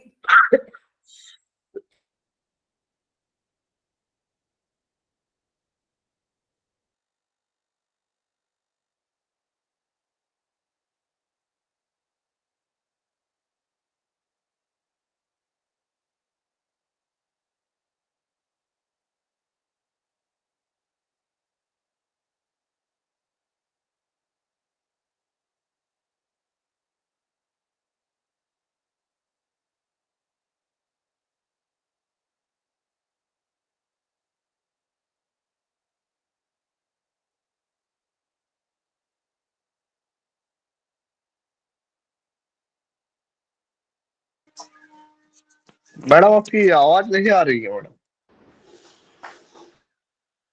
आवाज नहीं आ रही है, शायद खांसी वांसी आई तो शायद पानी वानी पीने गई होंगी, मुझे लगता है। तो मैम को भी रिलैक्स हो लेने दीजिए भाई, थोड़ा सा जरूरी है, छोटा सा ब्रेक। थैंक यू, खांसी आ गई, ठीक करें। जी जी मैम। तो कंसेंट कब वेव ऑफ हो सकती है? मैम आप ब्रेक ले लीजिए 2 मिनट। मैम पहले पानी पी लीजिए आप। हम आराम से बात करते हैं, कोई वही हो रहा है आराम से।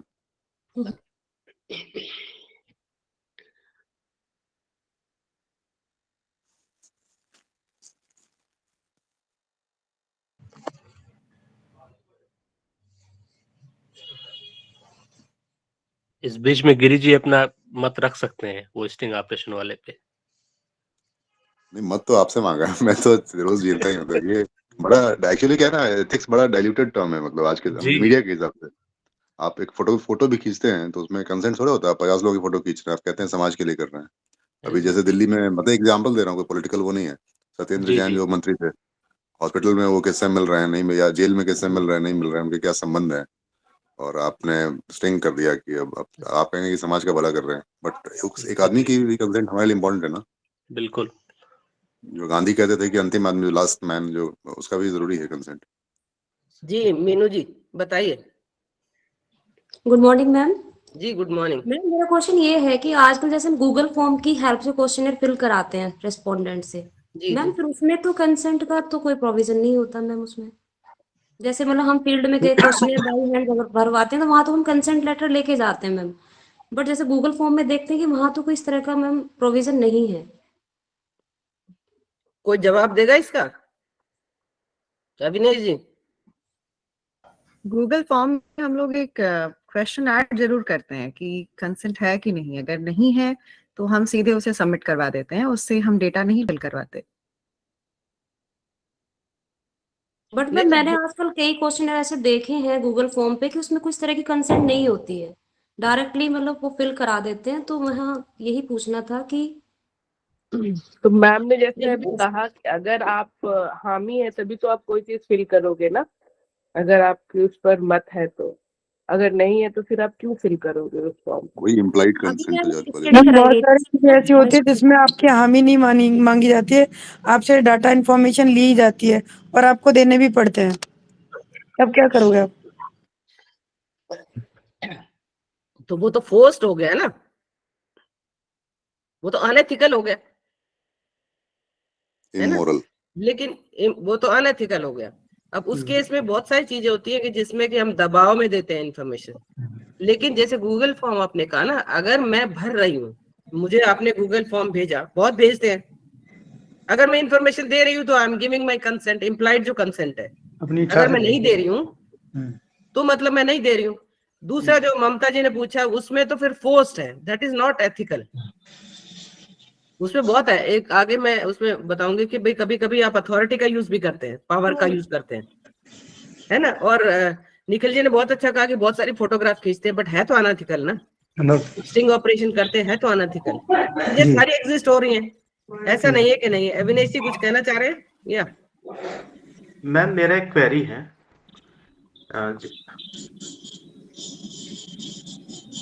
बोलिए अविनाश जी। मैम मेरा क्वेरी ये है कि जैसे कि मैं साइकोलॉजी की फील्ड से आता हूँ और मैंने अपनी लाइफ में प्रोफेसरशिप से पहले मेंटल हेल्थ ट्रीटमेंट भी किया है, काउंसलिंग वगैरह भी मैं देता था। तो जो हमारा साइकोलॉजी का फील्ड है वो टेक्निकली दो तरीके से बटा हुआ है। एक तो जनरल ह्यूमन बिहेवियर स्टडी करते हैं, जैसे कि इमोशनल इंटेलिजेंस हुआ या स्ट्रेस हुआ, डिप्रेशन हुआ। इसके इतर जो दूसरा फील्ड होता है जिसको क्लिनिकल या इंटरवेंशनल फील्ड कहा जाता है, लाइक कि हम उसमें थेरेपीज देते हैं। ठीक है, थेरेपी का उपयोग करके हम ट्रीटमेंट कर रहे हैं। तो जब जैसे कि मान लीजिए मैम मेरे पास दो रिसर्च प्रपोजल है। एक रिसर्च प्रपोजल इस तरीके से है कि इमोशनल इंटेलिजेंस का इम्पैक्ट देख रहे हैं एकेडमिक अचीवमेंट पर, जो कि एक जनरल क्वेश्चनर से किया जा सकता है। दूसरा जो प्रपोजल है वो इस तरीके से है कि किसी भी डिसऑर्डर, जैसे कि सोमेटाइजेशन डिसऑर्डर एक होता है, सोमेटाइजेशन डिसऑर्डर पर एवर्जन थेरेपी का क्या प्रभाव पड़ता है। तो जब हम सिंपल बिहेवियर या जनरल बिहेवियर की बात करते हैं तो एथिकल कमिटीज जो होती है बहुत नॉन सीरियस होती हैं, बोलते हैं कि ठीक है कंसेंट ले लीजिए, खत्म करिए। लेकिन जब इंटरवेंशनल टेक्निक या थेरेपेटिक टेक्निक के इंटरवेंशन की बात होती है तो फिर एथिकल कमेटी बहुत सीरियस रहती है इस चीज को लेकर। तो ये कहाँ तक सही है, जबकि जनरल बिहेवियर में भी तो हम ह्यूमन बिहेवियर की स्टडी कर रहे हैं। इमोशनल इंटेलिजेंस बहुत ही, जी मैम, जैसे और वो थेरेपी कहते हैं ना, तो क्लिनिकल कहते हैं कि फील्ड में। अगर आपकी रिसर्च से मिनिमम रिस्क है, मतलब कंसेंट कहाँ वेव ऑफ हो जाती है, ये कहाँ होती है। पहला कंसेंट ये है कि आपने इंश्योर कर दिया है कि जो भी डेटा आप देंगे वो कॉन्फिडेंशियलिटी को मेंटेन करते हुए आपके किसी भी राइट को हम वायलेट नहीं करेंगे। वो ट्रस्ट अगर आपने टारगेट ग्रुप में दे दिया, सैंपल में दे दिया, तो उसमें भी कहते हैं कि कंसेंट जो है वो वेव ऑफ हो जाती है। दूसरा ये है कि अगर रिसर्च जो कर रहे हैं आप, उसमें रिस्क तो है पर मिनिमम रिस्क है, उससे कम रिस्क हो ही नहीं सकता। जैसे आपने ट्रीटमेंट क्लिनिकल जो आपके साइकेट्रिस्ट के जो थेरेपीज है, उसमें रिस्क रहेगा क्योंकि ड्रग्स भी देंगे आप, है ना, काउंसलिंग भी करेंगे, कोई आदमी भड़क भी सकता है, लेकिन उसमें जो हम रिसर्च करेंगे हम उसको टॉर्चर नहीं करेंगे, उसमें रिस्क है पर बहुत मिनिमम है। उस केस में भी कभी कभी कमेटीज आपकी कंसेंट को वेव ऑफ कर देती है।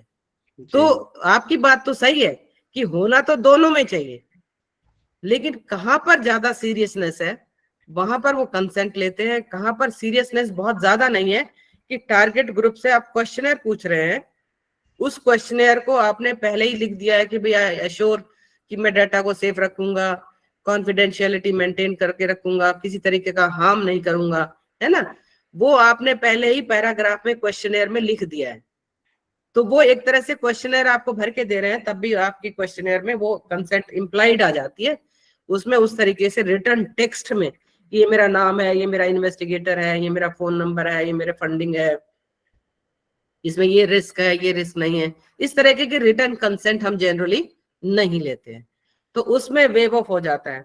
एक कहते हैं कि अगर आप बहुत ऐसे विषय हैं जिसमें की सेंसिटिविटी ज्यादा है, जैसे जैसे आपने कहा ना क्लिनिकल, जी मैम, HIV एड्स से रिलेटेड है, रिप्रोडक्टिव हेल्थ से रिलेटेड इश्यूज हैं, या जैसे निखिल जी कह रहे हैं स्टिंग ऑपरेशन जो करते हैं, उसमें अगर कंसेंट ले ले तो कौन देगा स्टिंग ऑपरेशन के बाइट्स? कोई नहीं देगा। लेकिन जो सेंसिटिव इशू है, लेकिन जिन पर रिसर्च करना बहुत जरूरी है, उनमें भी कहते हैं कि मेडिकल बोर्ड कि जैसे आपने HIV से रिलेटेड डाटा इंफॉर्मेशन लेनी है, तो कंसेंट के बाद कोई भी आपको नहीं बताएगा कि उसका बिहेवियर कैसा है, किस वजह से वो HIV से इन्फेक्टेड हुआ, वो रियल में डाटा कभी नहीं देगा। इसलिए आप बातचीत में 2-4 व्यक्तियों से बातचीत में फोकस ग्रुप डिस्कशन से करेंगे, बिना नाम के, बिना किसी तरीके के कंसेंट लिए, तो हो सकता है वो कहेगा मेरा नाम मत लेना, क्योंकि कंसेंट लेंगे तो नाम आएगा, आपने साइन करके पेपर दे दिए, तो वो बिना नाम लिए वो कह सकता है। या जैसे ये सही कहनी है, स्पाई में भी कोई कंसेंट देगा तो कोई रिसर्च इस तरीके से कर नहीं सकेगा, तो उसमें भी कंसेंट की जरूरत नहीं है।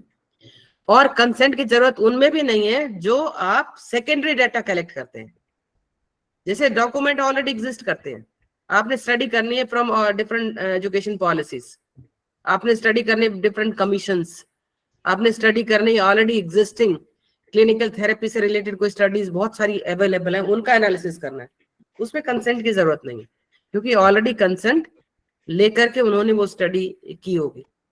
फिर पब्लिक हेल्थ प्रोग्राम्स जो ऑलरेडी एग्जिस्टिंग हैं, उनके लिए तो आपको किसी की कंसेंट लेने की जरूरत है, वो तो पब्लिक हेल्थ प्रोग्राम्स है, भाई वो एग्जिस्ट कर रहे हैं कि नहीं कर रहे हैं जमीन पर, उसको आप देखना चाहते हैं, उसमें कंसेंट वेव ऑफ हो जाती है।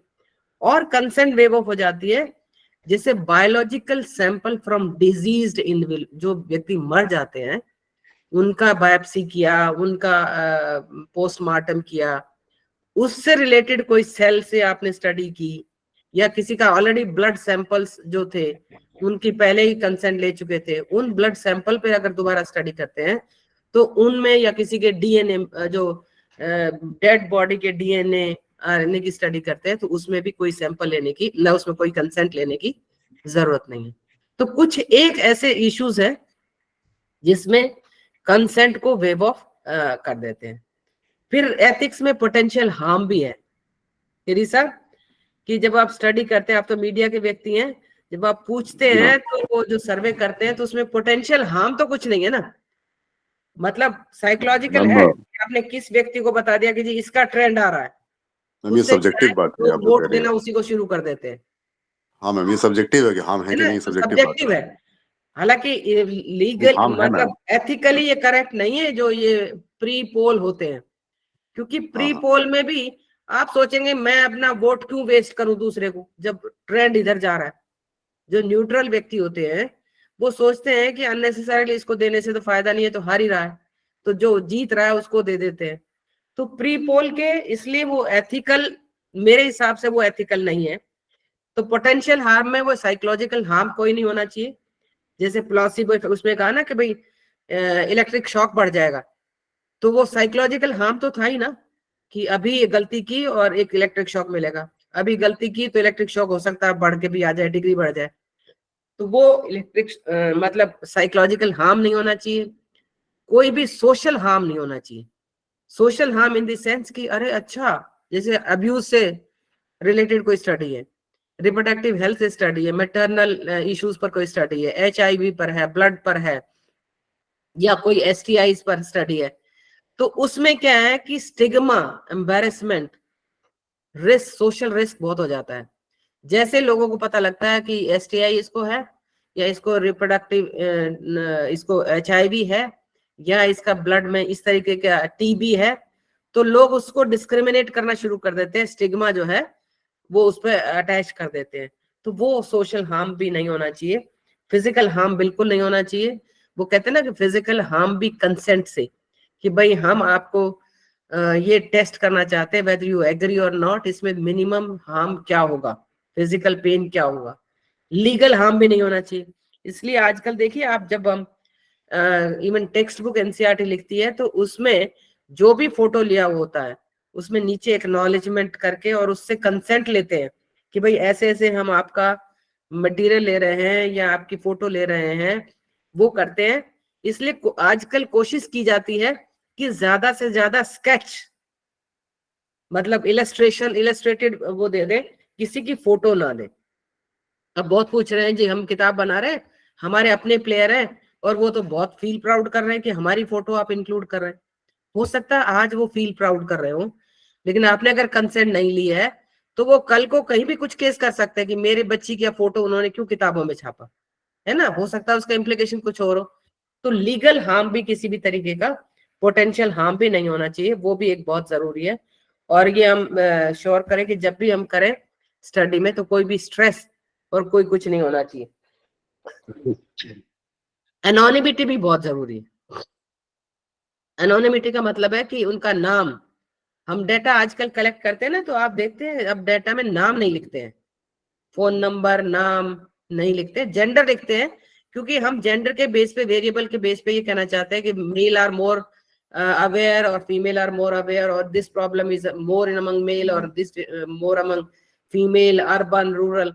तो ये चीजें तो लेते हैं, लेकिन हम नाम से हम स्टडी को जनरली नहीं करते हैं, क्योंकि बहुत स्पेसिफिक केस में हम नाम लेते हैं। और नाम की जगह क्या करते हैं हम कि उसको नंबर दे देते हैं। अगर आपने लिया भी है तो 1 2 3 4 5 6 ले लेते हैं, क्योंकि कई बार क्या है कि एक्सपेरिमेंटल स्टडी है, you want to see the impact of that study, तो उसमें अगर आप नाम नहीं लेंगे, नंबर नहीं लेंगे, तो आप इम्पैक्ट को भी नहीं देख पाएंगे। तो नाम की बजाय हम उसको कैटेगराइज कर देते हैं, सुडोमाइजेशन जिसको कहते हैं ना, कि भाई आपने नाम वाले को हटा दिया है और अब आपने नंबर से दे दिया, जिसको एनालिसिस करने के लिए दे रहे हैं आपने सिर्फ नंबर के हिसाब से एनालिसिस करने को दिया है।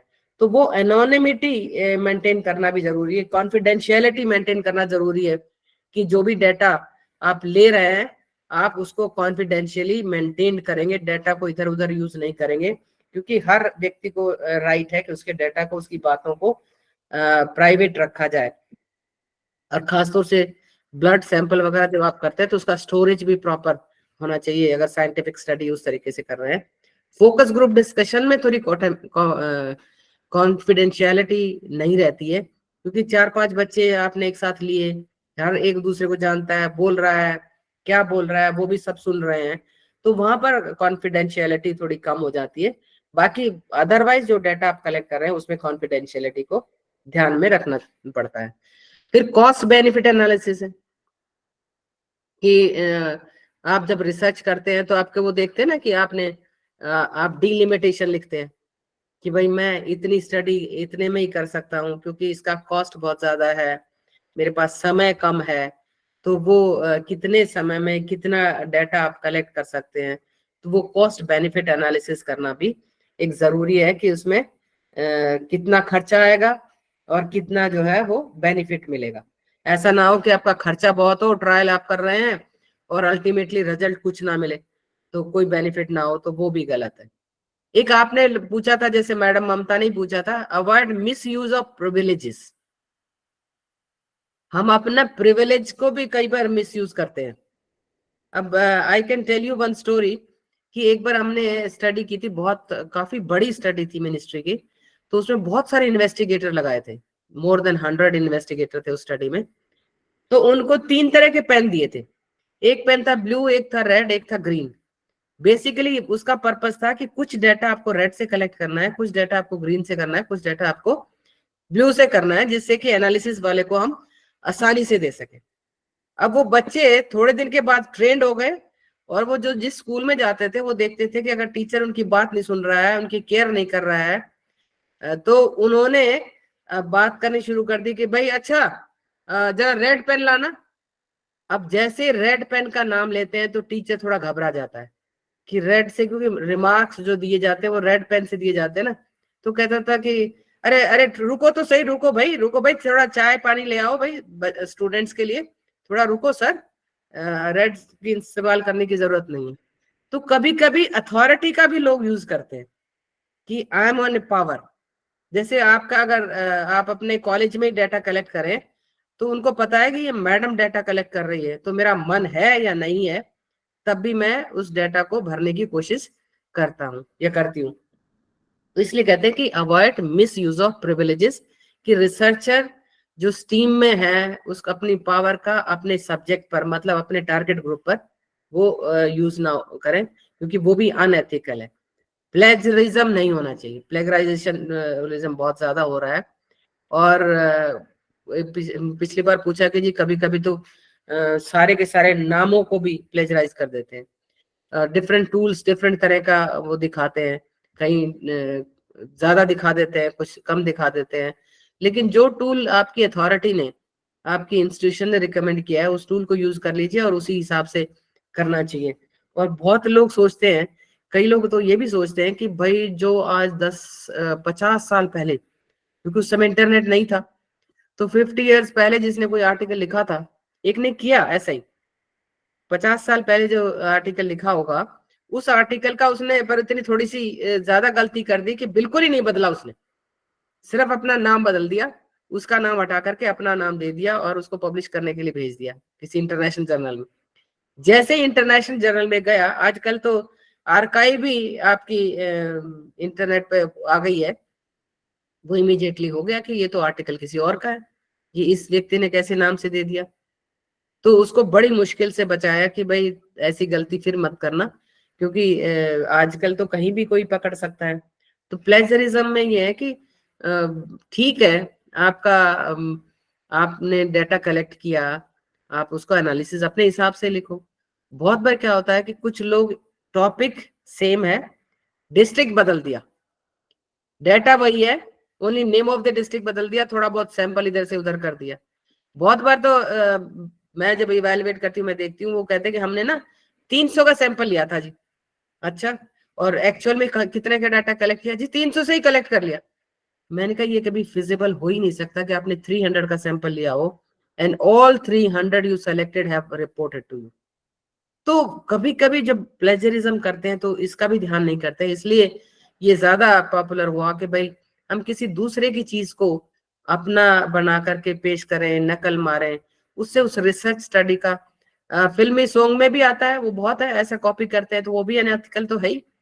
यानी किसी की चीज को आप जब करते हैं तो अनएथिकल तो रहता ही रहता है, और उसमें फिर बहुत सारे लोग इग्नोर कर देते हैं, बहुत सारे लोग केस कर देते हैं, फ्रॉड भी करते हैं, एक्चुअली डाटा कलेक्ट किया ही नहीं, जैसे मैंने आपको पहले बताया। बहुत सारे ऐसे होते हैं कि डाटा कलेक्ट किया। I still remember one student doing MD, तो ही collected data from 10 patients and multiplied by 10, हो गया 100। मतलब हर टॉपिक को आपने 10 से लिया और हर एक को 10 से मल्टीप्लाइड कर दिया, तो 100 का सैंपल हो गया। But when she went abroad, जब वो बाहर गया, तब उसे पता लगा कि सही रिसर्च क्या होती है, कि वहां पर फ्रॉड नहीं होता है, वहां पर इस तरीके से मल्टीप्लायर नहीं होता है। क्योंकि ज्यादातर देखेंगे आप, बेसिक इन्वेंशंस बाहर हो रही हैं। हमारे यहाँ अब रिसर्च पर फोकस कर रहे हैं।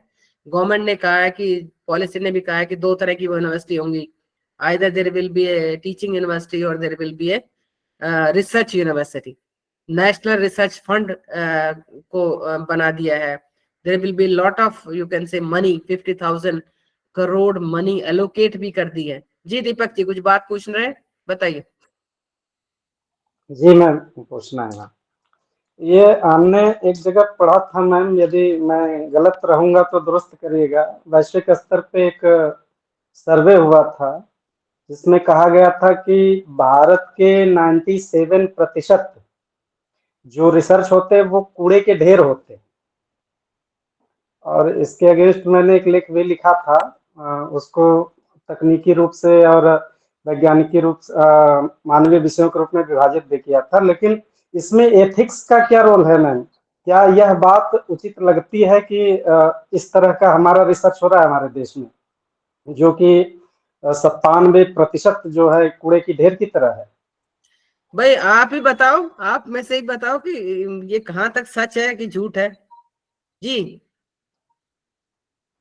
दीपक जी, एक तो अपना लेख शेयर करिएगा जिस हिसाब से.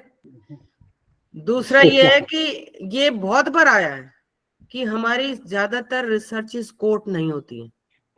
आप देखो, इवन रिव्यू ऑफ रिसर्च भी करते हो तो आप फॉरेन की रिसर्च को आप ज्यादा अहमियत देते हो, अपनी रिसर्चेस को आप अहमियत नहीं देते हो.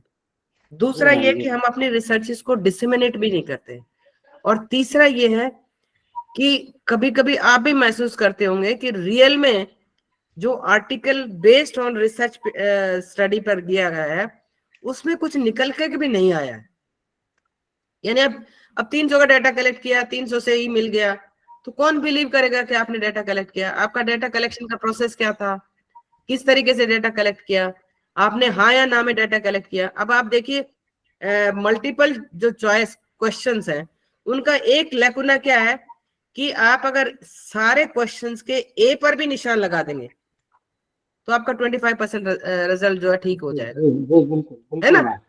तो अब आप इंश्योर कैसे करेंगे कि आपने जो रिजल्ट लिया वो सही है कि नहीं है? तो इसलिए वो कहते हैं ना कि आपको ट्रायंगुलेशन ऑफ डाटा भी होना चाहिए. कुछ डाटा आपने फोकस ग्रुप डिस्कशन से किया, कुछ डाटा आपने ओपन एंडेड क्वेश्चन से किया, कुछ डाटा आपने मल्टीपल चॉइस से किया, फिर आपने उनको कोरिलेट किया, ट्रायंगुलेशन किया, क्या सेम रिजल्ट आ रहा है कि नहीं आ रहा, क्या उसी बात को वो सही जो मैंने पहले पूछी थी वो बाद में भी क्या वही कॉरबोरेट कर रहा है कि नहीं कर रहा है. तो बेसिकली क्या है कि इसीलिए बहुत सारी रिसर्च स्टडी, कोई फॉरेन ऑथर आपकी रिसर्च स्टडी कोट कर रहा है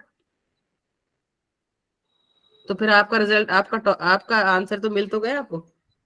जब आप कोट करते हो और आपका जब फॉरेन के हम आर्टिकल पढ़ते हैं तो उसमें हमारा कहीं नाम नहीं है, कोई एक आध बिरला किसी का नाम दे दे तो दे दे, हम ज्यादातर उनके 10 नाम देंगे लेकिन वो हमारा हम एक नाम भी ढूंढने में कामयाब नहीं होते हैं. इसलिए वो 100 यूनिवर्सिटी. सॉरी मैम, ऐसा भी हो सकता है कि वो लोग प्रीजुडिस भी हो सकते हैं कि कुछ इस तरह से, या हमारे मन में पश्चिमी देशों के प्रति जो अगाध प्रेम है हमारा, उनकी बौद्धिकता से पराभूत हो जाते हैं ऐसा मान करके. तो ये कारण भी हो सकता है मैम. इसमें दोनों हो सकते हैं, दोनों हो सकते हैं. एक कारण ये हो सकता है कि ऑलरेडी वो एक प्रेजुडिसेस है, ये मान के चल गए, किसी ने रिपोर्ट कर दी कि 97% उनकी कामयाब नहीं है रिसर्चेस, तो हम क्यों कोट करें, है ना. दूसरा ऑलरेडी दे उनमें सुपीरियरिटी कॉम्प्लेक्स भी है कि what we do is more important than others do, है ना. तीसरा ये है कि हमने एक ऐसा एनवायरनमेंट क्रिएट किया हुआ है कि लोग ये मान रहे हैं कि हमारी स्टडी जो है वो रिगरस स्टडीज नहीं है. ये भी तो है ना. पीएचडी हम कितनी निकालते हैं, कितनी पीएचडी, 1100 यूनिवर्सिटीज हैं, कॉलेजेस 40,000 कॉलेजेस से भी ज्यादा कॉलेजेस हैं. तो आप पीएचडी इतनी निकाल रहे हैं तो उसमें से क्या 100 पीएचडी ऐसी नहीं है कि जिनको इंटरनेशनल लेवल पर प्रेजेंट किया जाए, उनको कोट किया जाए? तो इसका मतलब वो सारे कारण इकट्ठे होकर के अल्टीमेटली इशू यही आ जाता है कि हमारी रिसर्चेस को ज्यादा अहमियत नहीं दी जाती, देश में भी नहीं देते. बाहर की बात तो छोड़िए, हम अपने देश में भी नहीं देते, तो वो देश में भी नहीं देते. तो जी मीनू जी कुछ कहना चाह रही हैं? Yes ma'am. जी मैम कई बार ऐसा भी देखा गया है कि हम अपनी स्टडी को मतलब अच्छे जर्नल में पब्लिश कराने के लिए किसी फॉरेन ऑथर का नाम भी दे देते हैं, कई रिसर्च में ऐसा भी देखा गया है मैम। जी और सेकंड चीज मैम ये है कि हम बाहर के जो पेपर पढ़ते हैं उनकी राइटिंग स्किल बहुत अच्छी होती है मैम, ऐसा क्यों है कि वो राइटिंग साइंटिफिक? स्किल्स तो वही है ना, राइटिंग स्किल्स तो लिखने से या उससे ही प्रैक्टिस से ही आती है। देखो मैम इंडियन ऑथर्स का ऐसा नहीं है, जितनी भी बाहर की स्टडी देखते हैं उनका बहुत ही अच्छी मतलब साइंटिफिक यही राइटिंग है। पूर्वाग्रह है मैम, इसी को दूर करना यही पूर्वाग्रह है। तो इसलिए यही सबसे यही ज्यादा प्रेजुडिस जरूरी है है जो मैम बोल रही हैं। जी बिल्कुल, सबसे ज्यादा जरूरी है कि अब हमारी यूनिवर्सिटीज और हमारे कॉलेजेस को, जब पॉलिसी ने कहा है कि रिसर्च इंटेंसिव होंगी, तो हमें एडवोकेसी करने की भी जरूरत है। यानी लास्ट जी में जी मैं यही कहूंगी कि जितनी भी हमारी फाइंडिंग्स हैं हम खूब डिसिमिनेट करें, हम जिसको भी गाइड करें हम ये इंश्योर करें कि वो पूरे एथिकल नॉर्म्स के हिसाब से वो काम करें। और एथिकल नॉर्म्स के हिसाब से जब काम करते हैं तो चाहे रिजल्ट नेगेटिव आए चाहे रिजल्ट पॉजिटिव आए, हम उसको जरूर डिसिमिनेट करें, उसको फैलाएं। दूसरा ये है कि हम रिसर्च पर सेमिनार भी करें कि भाई ऐसा नहीं है कि हमारी रिसर्च नहीं है, हमारी रिसर्च की फाइंडिंग्स में भी दम है। उसके लिए हमें प्लेटफॉर्म जो है तैयार करने चाहिए, ज्यादा से ज्यादा रिसर्चेस करनी चाहिए, क्योंकि अब फंड की कोई कमी नहीं है। फिर मेजर रिसर्च करें, हम बहुत छोटी छोटी रिसर्च करवाते हैं। मैंने कहा ना, बहुत सारी पीएचडी के थीसिस के आधार पर थियरीज बना दी हैं। तो उन्होंने जब अपने पीएचडी को थियरी में कन्वर्ट कर दिया है, तो क्या हमारी रिसर्च इतनी भी नहीं है कि लोग कोट कर सकें कि क्या चेंजेस आए हैं। तो रिसर्चेस हो रही हैं। पहली बात तो ये कि हम सेटिस्फाइड हो जाते, मेरी पीएचडी हो गई, बस ज्यादा से ज्यादा किताब पब्लिश हो गई, उसके बाद बंद, उसका हम कोई आगे इधर कोई एनालिसिस। जैसे मैं एक उदाहरण मैं थोड़ा देना चाहता हूँ, यहाँ क्षमा चाहूंगा। जैसे हम लोग कहते हैं कि कालिदास जी भारत के शेक्सपियर है, हम ये क्यों नहीं कहते कि कालिदास जी अरे शेक्सपियर जो है वो भारत के इंग्लैंड की कालिदास है। हम पहले से ही ये मान करके बैठ गए हैं पूर्वाग्रही। जैसे अभी मीनू मैम ने कहा कि उनकी राइटिंग स्किल अच्छी होती है, हमारी भी अच्छी है, लेकिन इन्होंने पहले स्वीकार कर लिया कि उनकी राइटिंग स्किल इतनी अच्छी है, ये है, वो इंग्लिश में लिखते हैं तो बहुत बढ़िया है। ये यही पराभूत होने की भावना ही हमें पीछे कर रही है मैम। नहीं बिल्कुल सही है कि उनकी राइटिंग इंग्लिश में अच्छी है ना, क्योंकि उनकी लैंग्वेज इंग्लिश है। जी बिल्कुल, राइटिंग हिंदी में थोड़ी अच्छी है। हमारी हिंदी में, मैं संस्कृत का हूँ मैम, देखिए ना, मैं संस्कृत का हूँ, मेरी संस्कृत में अच्छी हो सकती है। हाँ नहीं दीपक जी बिल्कुल सही है कि मतलब एक इमेज बन गई कि अंग्रेजी में बोल रहा है तो व्यक्ति जो है वो टॉप का है। हाँ, बहुत चटर पटर है, वो बोल ले रहा है इंग्लिश में। नहीं है, तो ये पूर्वाग्रह से भी निकलना है। और राइटिंग जी हमारी बिल्कुल भी बहुत अच्छी है, लेकिन ये बिल्कुल सही है। इसलिए कहते हैं कि एथिक प्रमोशन के लिए हमें अपने करिकुलम में भी डालना चाहिए, और हमें अधिक से अधिक अपने टीचर्स की, अपनी फैकल्टी की कैपेसिटी बिल्डिंग करनी चाहिए। एंड मोर इम्पोर्टेंट इज कि ऑनेस्टली हमें काम करना चाहिए, और एडवोकेसी ज्यादा होनी चाहिए कि जो हम काम करें उसको, कहते हैं ना, काम करके बंद कर दिया अलमारी में तो उसको कोई नहीं पूछता है। काम करके उसकी बात करें, उसका जिक्र करें, उसके बारे में चर्चा करें, डिस्कस करें। हम टीम में काम नहीं करते। आप देखो, हम ज्यादातर जब रिसर्च करते हैं ना, तो हम कोशिश करते हैं कि कोई ऐसा व्यक्ति हो जो क्रिटिसाइज ना करे, कोई पॉइंट ना निकाले वो। और गिरी जी हैं कि आपका रोल, मीडिया का रोल तो बहुत अधिक है। मीडिया जिसको चाहे सिर पे बिठा सकता है, और मीडिया जिसको चाहे वो नीचे गिरा सकता है। बिल्कुल बिल्कुल, मीडिया प्रधानमंत्री बना सकता है मैम। हमने देखा है कि हमारा एक प्रोग्राम था, और उस प्रोग्राम में उन्होंने बहुत अच्छा मटेरियल बनाया था। सिर्फ कुछ इलस्ट्रेशंस जो थी ना, वो थोड़ी जो कि साइंस में यूज हो रही है, वो डाल दी थी। और उसकी वजह से मीडिया ने उसको कह दिया कि देखिए हमारी संस्कृति में इस तरीके की शिक्षा हो रही है, ये तो बच्चों को बिगाड़ने की शिक्षा हो रही है। और रातों रात उस मटेरियल को कहीं बंद कमरे में डाल दिया गया, कमेटी बना दी गई, और उससे क्या था कि उनका वो प्रोग्राम एक तरह से काफी हद तक ठप हो गया, जो कि पूरे देश में चल रहा था। तो आपका रोल बहुत अधिक है, और आप एथिकल कंसिडरेशन और रिसर्च को बारे में प्रमोट करेंगे, मीडिया प्रमोट करेगा तो डेफिनेटली। और we all have to do it. ऐसा नहीं कि अकेला मीडिया, अगर हम अच्छे आर्टिकल लिखेंगे, अच्छी पब्लिकेशन करेंगे, अच्छे रिसर्चेस करेंगे। एक और देखने की बात है कि देखिए यूनिवर्सिटीज में क्या है कि तुमने इस डिस्ट्रिक्ट का लिया, मैं इस डिस्ट्रिक्ट का ले लेता हूँ, तुम इस डिस्ट्रिक्ट का ले लेते हो, सेम से टॉपिक, क्योंकि बहुत सारा लिटरेचर अवेलेबल है, बहुत सारी राइटिंग अवेलेबल है, थोड़ा सा चेंज करना है।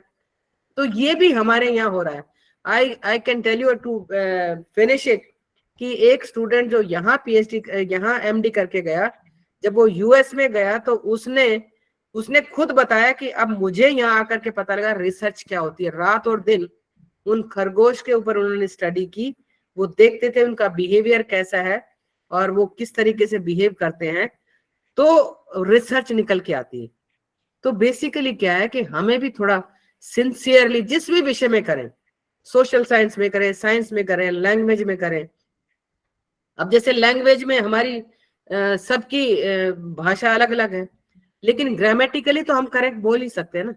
कुछ शब्द है, उन शब्दों को तो हम सही बोल सकते हैं ना, उस उच्चारण पर हम ध्यान नहीं देते हैं, तो फिर हमें लोग हमारे ऊपर हंसते हैं तो हम फिर बोलने से बंद हो जाता है, क्योंकि हमारा कॉन्फिडेंस लो हो जाता है। तो बहुत सारी चीजें जिन पे रिसर्च की जा सकती है, और अब रिसर्च का माहौल भी बन रहा है, पैसा भी आ रहा है, ये नहीं कह सकते कि पैसा नहीं मिलेगा। तो हम थोड़ा सा आगे बढ़े। तो इसके साथ साथ आपका बहुत बहुत धन्यवाद। अगर लास्ट में और कोई सवाल है। मैम मेरा एक कंट्रीब्यूशन है। वैसे तो काफी 131 लोग हैं, सिर्फ अविनाश जी, दीपक जी, गिरी साहब जो सामने दिखाई दे रहे हैं, ममता जी यही सवाल पूछ रही है, मीनू जी, और कोई पूछ ही नहीं रहा। जी बताइए।